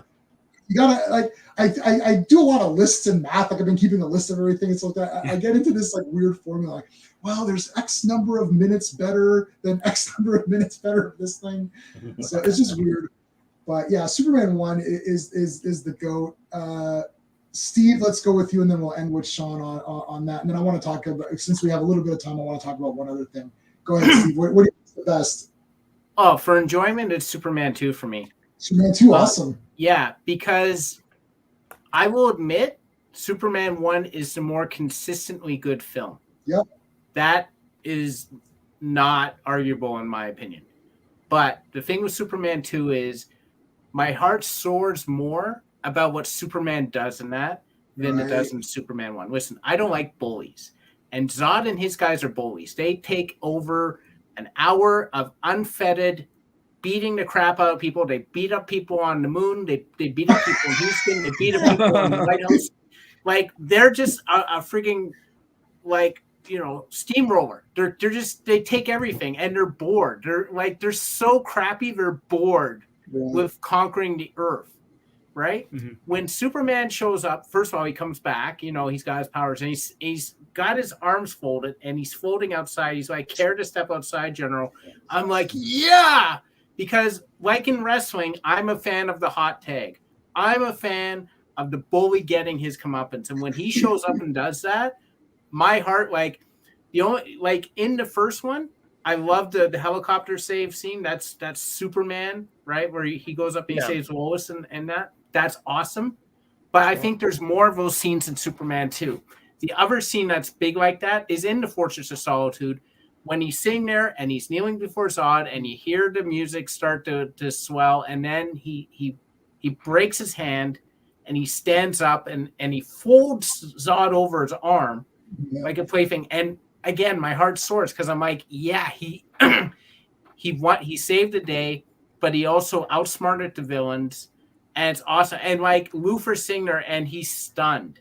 He's like, how the hell did he do that? Right. I don't care how he did it. And we can talk about the flaws all the time. But if you want the best superhero story of a bully villain getting his comeuppance, it's Superman 2. And there's nothing in Superman 1 emotionally that hits that note for me like Superman 2 does. Yeah. Oh man, I know that the final scene of the hand crushing is literally my favorite scene in all of movies. It's like that's like my favorite scene ever. I literally get so pumped up like when that happens. And it's like I need to double cross with Luthor. Oh, I just love all that. And then like it's like, oh, I don't know. I know, man. Now you're making me want to change my mind. Well, this is 12 Angry Men, except it's 4 angry men, or 3 regular men and 1 angry Sean. One angry rock monster too. Okay, Sean, what are you gonna do? It's all on you, buddy. If you say Superman 2, this is gonna be a disaster. We're gonna have to re-go through. This is like on Survivor when there's just those idiots that they just can't pick someone to vote off. And then they got to re-vote. All right, Sean, are we re-voting or are you going to be the deciding vote here? So 20 years ago, I probably would have said I get more enjoyment out of Superman 2. Yeah. But I feel as I get older, the cringiness of that movie, it gets more and more cringy. And also, I just feel I've seen it way too many times that it's way too familiar to me. And I think now when I pop in like a Superman movie, I want to get a quick Superman fix when everyone's carrying on about their interpretation of Superman being dark and everything, I put in Superman the movie. I think Superman the movie. So Superman the movie is what I go with enjoyment because I mean I just love all the moments in it. There are some good saves towards the end, especially in the 3-hour one. There's a lot of great saves and stuff. They're kind of chopped up a bit in the theatrical version, but like the school bus save is pretty cool. And all that stuff, and him holding up like the tectonic plates and stuff is awesome. Yeah, Superman 2 has great like listen, it's not crap for enjoyment. Like, you know, I love when he outsmarts the villains at the end and everything, and Karen Step Outside is awesome. But I don't know, I feel like I'm a little numb to it nowadays, and in my old age, I like Superman the movie more for enjoyment, more for something to pop in and watch a Superman thing. And get the true essence of the character. I think that's where it's coming from for me now, because more and more there seems to be a war over who Superman is nowadays, and I think more and more to people, Superman in the past 20 years has meant authoritarianism, abuse of power, and that's not the character. And and part 1 really defines him as the Superman I like, and therefore I think I gravitate more and more to Superman the movie nowadays. If I want to watch a Superman thing, so I'm going to go to the movie. Yeah. So the winner, I mean, this was sort of preordained, but no, Superman 1 is the winner. It's not preordained. Let's get the hell out of it. Yeah. Well, I knew it was going to be part 1 anyways, but I don't think it was. This was very close. Like for me, like Alien. So this is we've done Alien versus Aliens. For me, Alien was like super obvious for me in my mind. Like I'm like, yeah, Alien is my 11th favorite movie. I just like it's like way better for me. And Batman '89 for me was way better than Batman Begins, even though Begins has some good qualities. This was the only time so far out of these versus movie segments where it's really tough because there's so much good of Superman 2 that I love with the villains and all that, but there's a lot of cheese parts. And they don't age very well, the cheese parts, just like the cheesiness of 3 and 4 don't really age very well. And Superman 1 really doesn't have anything that does. I don't think Superman 1 has anything that doesn't age well, if I'm trying to think. Larry Hagman? Larry Hagman. Oh, Larry Hagman. No, but like, is there anything where you're watching part 1 and you're like, like, you know what I mean? Not for me, This anyway. is fat guy theme. I don't know. I'm stretching here, but yeah. Well, No, Otis. yeah, go ahead. Well, we also have Otis. People forget that one of the things that makes it even a greater movie is this scene that when Otis is giving Luthor this newspaper when they first meet, has a issue of the Swamp Thing in his pocket. So, yes, we're going to do Swamp Thing versus Return of Swamp Thing. I know which one's better, and we're all going to be. We better be on board with me, or else we're going to have a lot of arguments on that one. What if they both suck? Yeah, no way, it's impossible. As a side note, like I know there's an episode in one of the later seasons of the George Reeves series where they go to a stand, like a newsstand, and it's all Superman comics, and I always pause it just to see like what they are. Yeah, that's so good. That's craziness, man. It's all 50 Superman comics. Yeah, that's awesome. Yeah, I've got that entire series. I never really have sat down and actually. I binge it every couple years. Really? Well, great. Yeah. It's great. Yeah, it's a weird last episode where Lois and Jimmy Olsen have superpowers. Oh my God! Good Lord! But yeah, yeah, we got to get. Well, next. Okay, so the official winner is Superman 1. Next Wednesday we're going to do The Amazing Spider-Man versus The Amazing Spider-Man Part 2. Spoilers, they both suck. Did we reach the bottom of the barrel already? Like, what the hell? Well, we got to do a Spider-Man thing. And Spider-Man 2, I mean, Spider-Man 1 versus Spider-Man 2, for me, 2 is very clearly the winner. Yeah, no, Amazing's a good pair up because it's like, which one is the worst one? Which one's yeah. Well, I rewatched them both last weekend, and I'm a bit of a sucker, so I don't hate them as much. Like better, yeah, no, I know, and I know everyone knows when I like better, and everyone's gonna be angry at me, but I don't care. They're gonna be angry at me too. Angry. You're gonna be angry at you too? Nice. Okay, so this is a spoiler. We're spoiling. You might be angry at me too, because Anyway, exactly. Okay, I'm angry at everybody. I don't know why. Okay, so that's sort of now we can go for maybe 10, 15 minutes and then we'll like wrap it up. But I just want to get everyone's quick thoughts on one of the things that we always get arguments from is the hand crushing and then throwing Zod and Ursa falling into the bottom of the Fortress of Solitude. And a lot of people always say as a comparison saying, well, Henry Cavill snapped Zod's neck and he had no other choice in this sort of thing versus Christopher Reeve was happy about disposing of the Phantom Zone. Yeah, does he kill them? My response a lot of the time to this was that in the Donner cut he rewinds everything so they're not dead anyways. In the Lester cut, we don't know. Remember, he's gone far advanced of them, and he's at the Fortress of Solitude setting up traps, whether you like them or not, and you think they're dopey or whatever, it doesn't matter. He set up holograms of himself. He set up that thingy to deceive them. So he could have set up a lot of stuff so that, when they fall in, they're just captured and he just sends them back. We don't see anything happen to him. Yeah. Right, yeah. Yeah, as a kid, I don't know where I got this from. As a kid, I thought he punched them into the Phantom Zone. Like there's a Phantom Zone something underneath it. I don't know where I got that from. That's probably something I came up with or something. I don't know. But they probably did end up putting it back in there. Yeah. Yeah. So what do you think? Like so Sean, you and I have been involved in these arguments with people. So me more so because I'm willing to argue more. So if you, and I don't think this is a comparison at all.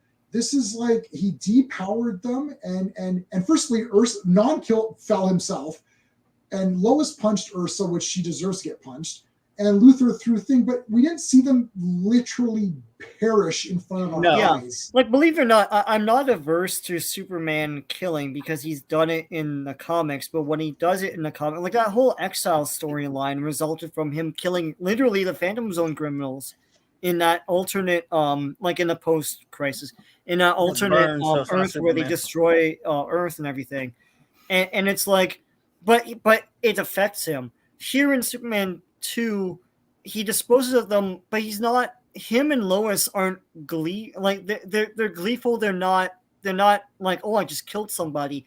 Their acting shows that they're not really killing them. They're probably like trapping them like within the walls of the Phantom Zone or something like that. They don't explain it, but I feel like the filmmakers, well, number one, they probably didn't think of this, but number two, if they did, they'd probably be like, I don't feel we have to explain this. Superman doesn't kill. I don't know, like, why would you jump to that conclusion, right? Nobody did. I think that's established in if there's anyone who he has any right to kill in the first film, it's Luthor. He tries to destroy California. Yeah. Right? Like he doesn't matter. Superman wouldn't kill him anyway. He wouldn't, and he didn't kill him. He flew him to jail. Yeah. So right, like, exactly. If he's not going to kill that guy who almost destroyed the entire state, he's not going to kill these guys because essentially by depowering them, they're as strong as Luthor now. So why would he take the time to fly Luthor to jail? But these three jerks are like, and Lois backhands like frigging Ursa. You think Lois Lane's a killer? Like, no. Well, plus in the neck. Plus the TV version has of them being brought off to jail. Yeah. Now, does it, Clobby? Because like I thought that's just sort of a Mandela thing, because I know that they arrest Luthor in that big like they bring a truck or something like that, but it is still they say that the villains are. Somebody says the villains are going to be taken to jail, not in the film, but they say but they're cops at the fortress. Yeah, they're cops at the fortress. Yeah. I have to watch that again because I remember someone saying, "Oh, you know what? That's not what happens." But you know what? I have to watch it again. It doesn't matter. This was invented by Snyder bots. Yeah, Snyder heads to make an idiotic straw man argument saying when that idiot movie Man of Steel was being accused for the murder of Zod. Well, he killed him in Superman 2. No. You can't say it's killing. Let's forget about that. Whatever happened in the extended version. If you just don't see the guy falls like 2 inches through some snow and you don't see what happens to him. Yeah. So, I never interpreted them dying there ever. Nobody did back me then. Neither. As I said, I thought it was a Phantom Zone, but yeah. Yeah, only idiots did that later after 2013. No one ever said that before then. Yeah, I'm not really against Superman killing in that sense anyway, but I prefer not to. Like, I don't want, like, to me, I know Batman has like the quote unquote strict code of not killing, but to me, none of the superheroes kill. Like, Flash doesn't kill people, like Wonder Woman. No, they're not, superheroes don't kill. And it was never ratified into law, but there was a certain point after they were doing it in the Golden Age. That's another thing. A lot of idiots like to say, well, they did it in those Golden Age. Yes. Then at some point, as time moved on, comic book editors, for whatever reason, I kind of agree with it. You're talking about superpowered beings in most cases who are operating outside of the law. Superman has a lot of reasons he doesn't kill. Mainly, but the thing is, they're not judge, jury, and executioner. That's characters operating out far, far outside of the law, like the Punisher or someone. So they don't have the right to kill, and so they decide, okay, we'll help, and we're already kind of skirting the law by doing that, but we're not going to make the decision to kill anyone. So at least not on purpose. And Superman made a vow. Especially Superman, should not kill. And in Alan Moore, whatever you think of him, his last story, Whatever Happened to the Man of Tomorrow, which is a wonderful send-off. I didn't want it to end, but if you're going to end the Bronze and Silver Age, at least do it brilliantly. And he did. And at the end, remember, Superman is forced to make a decision. Even though he killed an extraordinarily powerful being, he did it. And he knew he did it deliberately. And then he punished himself by taking his powers away. And in that speech, He says, this is what I named my Man of Steel hating review in 2013 to really piss a lot of people off. I titled it after this quote. He said, no, because he says to Lois, no one has the right to kill. Not you, not Messias Pidalik, and not me, and not Superman. And then he says, especially not Superman. That's how he's. And I named it my review, especially not Superman, because that movie was not Superman. And that was one of my points about it. Superman does not allow himself to kill, but in a situation that is far more drastic than that dumb crap, when just because what's his face was about to torch the Brady Bunch. It was everything was at stake. Messias Pidalik was a god-like, devil-like being. And he let himself do it, and then he paid the price. He punished himself for it. Right, yeah. He always does. Yeah, it messes up stories, too. Like, we talked about this before with the Batman thing. It's like, why is Commissioner Gordon now aiding and abetting a murderer? And if Commissioner Gordon is going to do that, why is he sending the bat signal out to show the rest of the cops and the mayor that he's aiding and abetting? With them, yeah.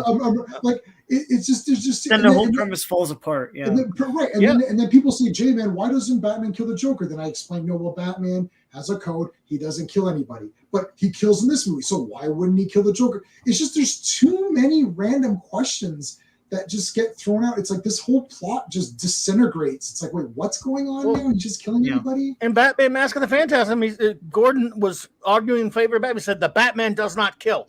Period. Yeah. And remember, even Nolan, and I'm not big on the Nolan films, mind you. Yeah. Even Nolan, his Batman does not kill the Joker. And then in the second film, the next film, The Dark Knight retires, which I hate. Yeah. At least so he stops Catwoman from killing. Just we don't kill. Yeah, he doesn't kill her. Those movies have different. But that's not one of them. Yeah, like that whole Injustice thing came out, I think this past decade. It was like 2013ish or something like that. And that whole thing was the game was about like a dystopian DC universe and all that stuff. And so when they made the comics, they had to explain all that, and then they had Superman kill Joker because he thought Joker the whole thing he killed Lois Lane and stuff.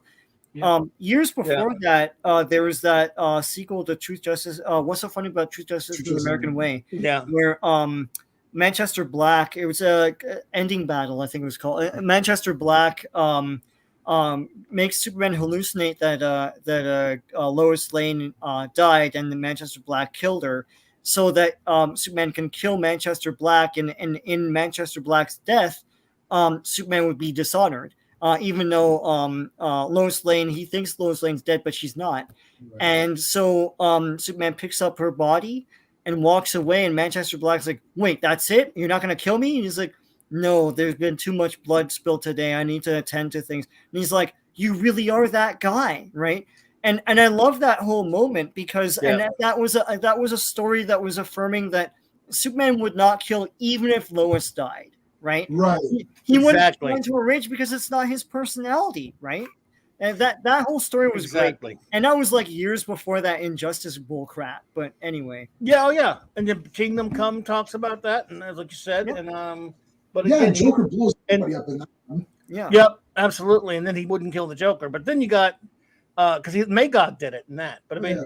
And then he quit because everyone wanted to kill her. They wanted to kill her. Superman, which was a mistake Superman made. It shows he's flawed. He quit and he shouldn't quit. But he didn't become a killer either. No. So that was a big part of Kingdom Come's message. And he just, again, the Superman versus Elite is wonderful. We're going to be reviewing that soon, Loki. Yes. And that's because it's taken from that comic you're talking about, whatever. Yes. What's so funny about Truth, Justice, and the American Way. And there's a scene in there where he's just reading a letter from this kid. They're all the Elite. Manchester Black and all these guys are so cool, and everyone's just thinking they're so great and such a bunch of badasses, and some kill right like it would be fun to kill the bad guys, and Superman's reading that to us. It's fun to kill. Look at what they're inspiring, and the way he deals with them in the end is just It's awesome. Yeah, Manchester Black was a great villain to show how great Superman was. Yes, he's a good foil for him. Yeah. But they were basically the Authority, but they're called them the Elite. Yeah. Well, right now Superman and the Authority are on War World, which I got their latest issue. Oh, how can you do this? How can you touch such things? I'm still going. I can't give up. And comics go up and down. because it's like, where do you draw the line? Sean and I talked about this too. It's like, where do you draw it at? Okay, Bronze Age, that's it. Do you know, like, because I like the 90s stuff. I'm reading all sorts of different things. I started reading the Clone Saga. I'm on page 300 out of 2000. Oh God in heaven! Oh my good Lord! It's fine. I knew there's someone else. Damon is gonna say it's great because he's a contrarian, but it's crap. It's crap. You know, like Sean. Well, the thing is, it's like, look, I'm a fan, and I want the characters to continue on, and they are. Listen, Spider-Man. That Spidey meet the Spidey friends or whatever it's called. My niece and nephew, they're 3. Yeah, they're watching it. They love it. I bought for Christmas. We're meeting them this Saturday. I bought them a big, huge Spider-Man. Amazing Friends. Yeah. It's actually called Spidey. No, it's like a little kid version. So it's Spidey. Oh, okay. Miles Morales, except they call Miles Sting, I think, or Spin. And Ghostmaker, who is Spider-Gwen. It's the 3 of them. It looks like very cartoony, and they're like 4-minute long little kids, like Disney Plus things, right? Disney Plus things. So it's like Green Goblin throws pumpkins and they make a mess. They splat everywhere. So they're like, oh no, Green Goblin's making a mess of downtown, throwing his pumpkins everywhere. They're like, let's go. You know, so it's stuff like that. And like Rhino just makes noise and breaks stuff. They're like, oh, he's making noise and keeping people awake and causing a ruckus. It's nothing, you know, it's just like for little kids. They're 3 years old. They love it. They're all over Spider-Man. So Spider-Man will survive. I don't want to go to them, you know, when they become 10 or 12, I don't want to say, you can't read anything new. You got to go read these old fogey comics or else you're trash, right? Like, I feel bad. Like, I want the characters to continue on, and if it continues on in lesser comics, it continues on. You know, little kid stuff is fine. I mean, like, listen, I know that Spider-Man's Amazing Friends is not comic accurate, but I love it, and I went on to read the real Spider-Man. So right, exactly, yeah. But but they make nothing but trash with the new characters now. So in the movies, with the old characters, I mean, if you're DC, if you're DC, if you're or DC. Marvel. Yeah. I mean, Marvel Comics, I'm reading Amazing Spider-Man. I'm caught up to the newest issue. I like Amazing Spider-Man right now, the comics that I'm reading right now, these new ones. That's the only Marvel comic I'm reading that's not X-Men related, but most of the X-Men stuff's ending. So I'll see how it goes in the new year with the X-Men stuff. To your point, Clobby, like, it's if you came out of this new Spider-Man movie not having read any Spider-Man, and you go read the latest Spider-Man, you'd probably be lost. Like, it's not like what you've seen. The latest thing is Ben Reilly Spider-Man was just coming out of a coma, so Ben was taking over for a little bit, and then now they're going to both be together. But like, you know, it is what it is. I like Ben Reilly. I think he's neat, so I got no problems with him. Hey, look, dude, count yourself amongst the. I'm proud to know that I've now met a 4th person who likes the Clone Saga. So. Yeah. Well, I haven't read it. I haven't read all of it. I bailed on the Clone Saga because I thought it was crap. But now there was a sale on Comixology, so I bought every Amazing Spider-Man. Yeah. I bought everything. I almost bought everything that was on sale. So wow, even at that sale that gets expensive. But I have a bunch of it. Yeah. I bought a bunch as well. A bunch of Masterworks on there. Yeah, I bought all of those Masterworks. I bought the whole thing. It's great stuff, man. They have a lot of great stuff. It was awesome. And Steve's been reading. What issue are you on right now? 293. I just finished Craven's Last Hunt. Oh wow. Oh yeah. Oh wow. Steve's going back from issue 1. He's reading the whole thing. Oh my. Yeah. Well done, Steve. Excellent. Thank you. He's doing Incredible Hulk as well. I read the whole thing. There was some I was complaining to Sean and J-Man, like, there was 2 where I was like, God, is this ever going to end? And that was the Lifeline tablets storyline and the gang war one. I was like, holy crap. And then Sean sent me a video about how messed up the storyline was with Hobgoblin. And I'm like, behind the scenes, it was completely messed up. It was, they kept prolonging it, and Jim Owsley completely. Jim Owsley's, I'd stop buying him at that point. On that one. Yeah. Ron Friends is doing the art on a lot of these now, or whatever. Yeah. Or who's drawing it right now? Are you in the black costume stuff and all that stuff, right? Yep. Yeah, I think I love the dumped black it with the. costume. I hate the black costume so much. I was dumping a lot of superhero comics at that point. I was running a comic shop, and I was 19 years old. Man, I was sick of what Marvel was doing with their mainstream characters. I was branching out. I'm sorry, I was being the pretentious youngster that wanted the edgy stuff. I wanted the alternative crap, and I wanted the Alan Moore and the Frank Miller, and those were the things that were throwing me. And a lot of what Jim Shooter was puking out at Marvel was getting really hacky to me. So I kind of dumped out on some of that stuff with the Secret Wars, and he chased all the great creative talent to DC at that point. So I love the black costume when it's Spider-Man in the black costume. Not Venom as much. I'm not a big Venom person, but I like Spider-Man in the black costume. He just looks sleek. Also, it was the Marvel role-playing game by TSR. Right. I like everything from the Marvel role-playing game by TSR, the advanced edition. I still have 2 copies of it right now in this closet. And that was the brown Wolverine costume. That was Monica Rambeau. Right. That was the black Spider-Man costume. That was the Thor with the beard. I like the White Vision. Like Post Avengers White Vision. So it's like all of these alternative versions of a lot of these characters, and that's why I loved WandaVision, because I got to see the White Vision, which is the Vision that I like. He was from the video game. That's my vision. He was White Vision when I got into comics too, and I was like, that's I remember him being white. That I was kind of detaching myself from a lot of the mainstream stuff in Marvel at that point, and dumping a lot of books and buying a lot of independent comics and some of the DC books, because DC was pretty hot at that point. Mm-hmm. A lot of good stuff. So I've got all these weird, like, I like the brown Wolverine costume versus the yellow Wolverine. It's just that game I played all the time, and I DM'd. I hear you. I GM, not DM, because it's not Dungeons and Dragons. I GM'd everything. So like, that's the pieces that you got. You know what I mean? Like, it's just like that was what I was used to. I've got all of Secret Wars, and I put the costume, black costume in the case here. Like, I paid nothing for that, and all of a sudden I was like, this is hundreds of dollars. I'm like, Remind me to never tell you what I did with Secret Wars. Oh no! Back then in '84 when it came out, what I did with all 12 issues. Remind me never to tell you that I put them in my front driveway and light them on fire and dancing up and down on them. Remind me never to tell you that I did that. Oh my god! No. Yeah. You could have sold them for you could have. Yeah, back then not so much. Now you can. Yeah, they were nothing for decades, and now they're like way. It was just a toy. It was just a toy grab. That it's a toy grab. The toys are. They're not like Dr. Doom looks weird, and superpowers are better.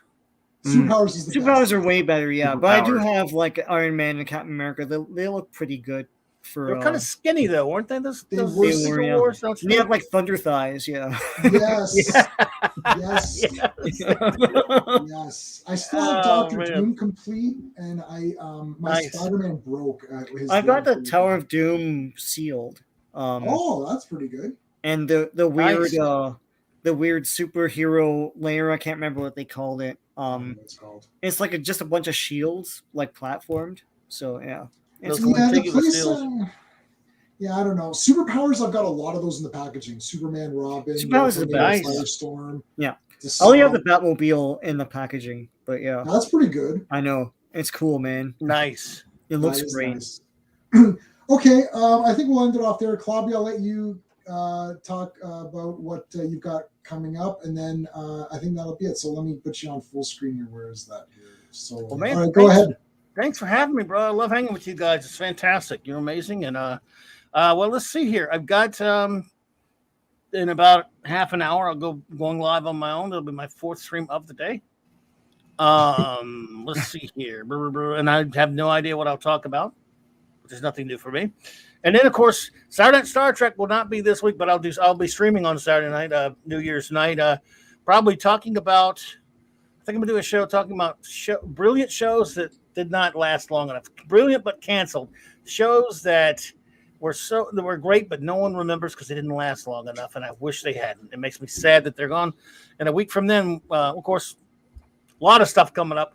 Marc C. Comics Talk on Monday nights, Wednesday nights, or Wild Card Wednesdays, whatever. So I'm going to be reviewing a lot of comics coming up, and a lot of classic comics coming up. And, of course, Saturday nights, starting January the 8th, Saturday Night Star Trek returns smack dab in the middle with my wonderful First Officer Raquel Briggs will be reviewing Back into the Next Generation reviews. Yeah, next generation is next gen is my it's there. It's there. It know. exists. I don't know. I'm like original DS9 and Voyager are my three clear favorites for me on Star Trek. I like all the real Star Trek though. So yeah, it's up and down. Yes, sir. Is Probe gonna make that list for? It's my top. I can't believe you remember Probe, man. No one remembers that show. I liked it as a kid. Yeah. Dude, I can quote. I'm so obsessed with that show. I'm the only one that ever. I mean, like I said, 7 episodes. I can quote you every line. I love it. I watch it all the time. It's one of my favorite things ever. And I'm shocked beyond belief when anyone knows of it. We're never going to get a DVD or Blu-ray or anything on it ever. Yeah. When X-Files came out, I was like, this is basically Probe then, right? Like, what is it? Yeah. And I love it, man. I love it. I wish it had lasted a little longer. Yes. Sean, when we shut down, we can give Clobby that link that we talked about last night. All right. Maybe they have it. Okay. It's not it's not like on legal DVD. Maybe I hope they're from Good Masters or something. Yes, I've had no issues with this so far. I've just cool. Thanks. We'll discuss that after this. So Clobberin Times' channel is linked in. Anytime I do a live stream, whether you're on it or not, your channel's linked in my thank you, brother. description anyways, just because you're like kind of I think you're like, gosh, you got to be my top one channels. Maybe I go to yours. You, man. I think you and Retro Blasting and there's a couple of Marvel Strike Force channels that I watch because Steve and I play Marvel Strike Force, and I used to be the leader of a squad, so we have to keep up to date with the latest news in the game. Sure. But other than that, I think you guys are like my two favorites. I'm trying to think, is there anybody else? Mark D with the C is good. I got his link in there too. So yeah. Good old Mark D with the C. Well, we appreciate you, man. You guys have I try to get here every time I can. I love what you guys do. Or I catch it on the replay.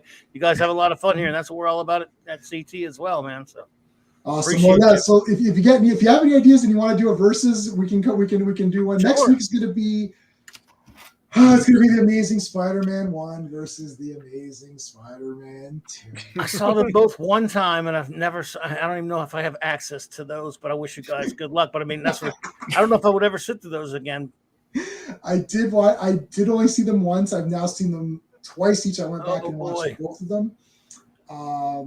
Does he put his name on his camera or something? He's like probably Peter Parker. And the Lizard's like, oh, Peter Parker then. And it's like, oh my God, is this how he finds out? Realistically, you would put your label on it, but realistically, you wouldn't be dumb enough to leave it there and Lizard to get it. It's just a bad plot point. It's just a bad way to, it's not beyond the realm of possibility or something. It's just dumb, right? That's all. Indeed. You would hope Peter Parker would be smarter. Right. One would, yes, wouldn't one. But yeah. All right, guys. Well, that's going to end it off for this one. And then I think Sunday we're going to come on and we'll talk about the Batman, rubbish trailer, and, the Book of Boba Fett, which I thought was great. We talk about Hawkeye. What else? I don't know. You guys, whatever we talk about, that'll just be the chill talking about whatever's coming out. Okay, that is it. All right, guys. Thanks for watching. Hey, friends. You've just been listening to J-Man, and he is the smartest person who ever lived. So make sure you like and subscribe.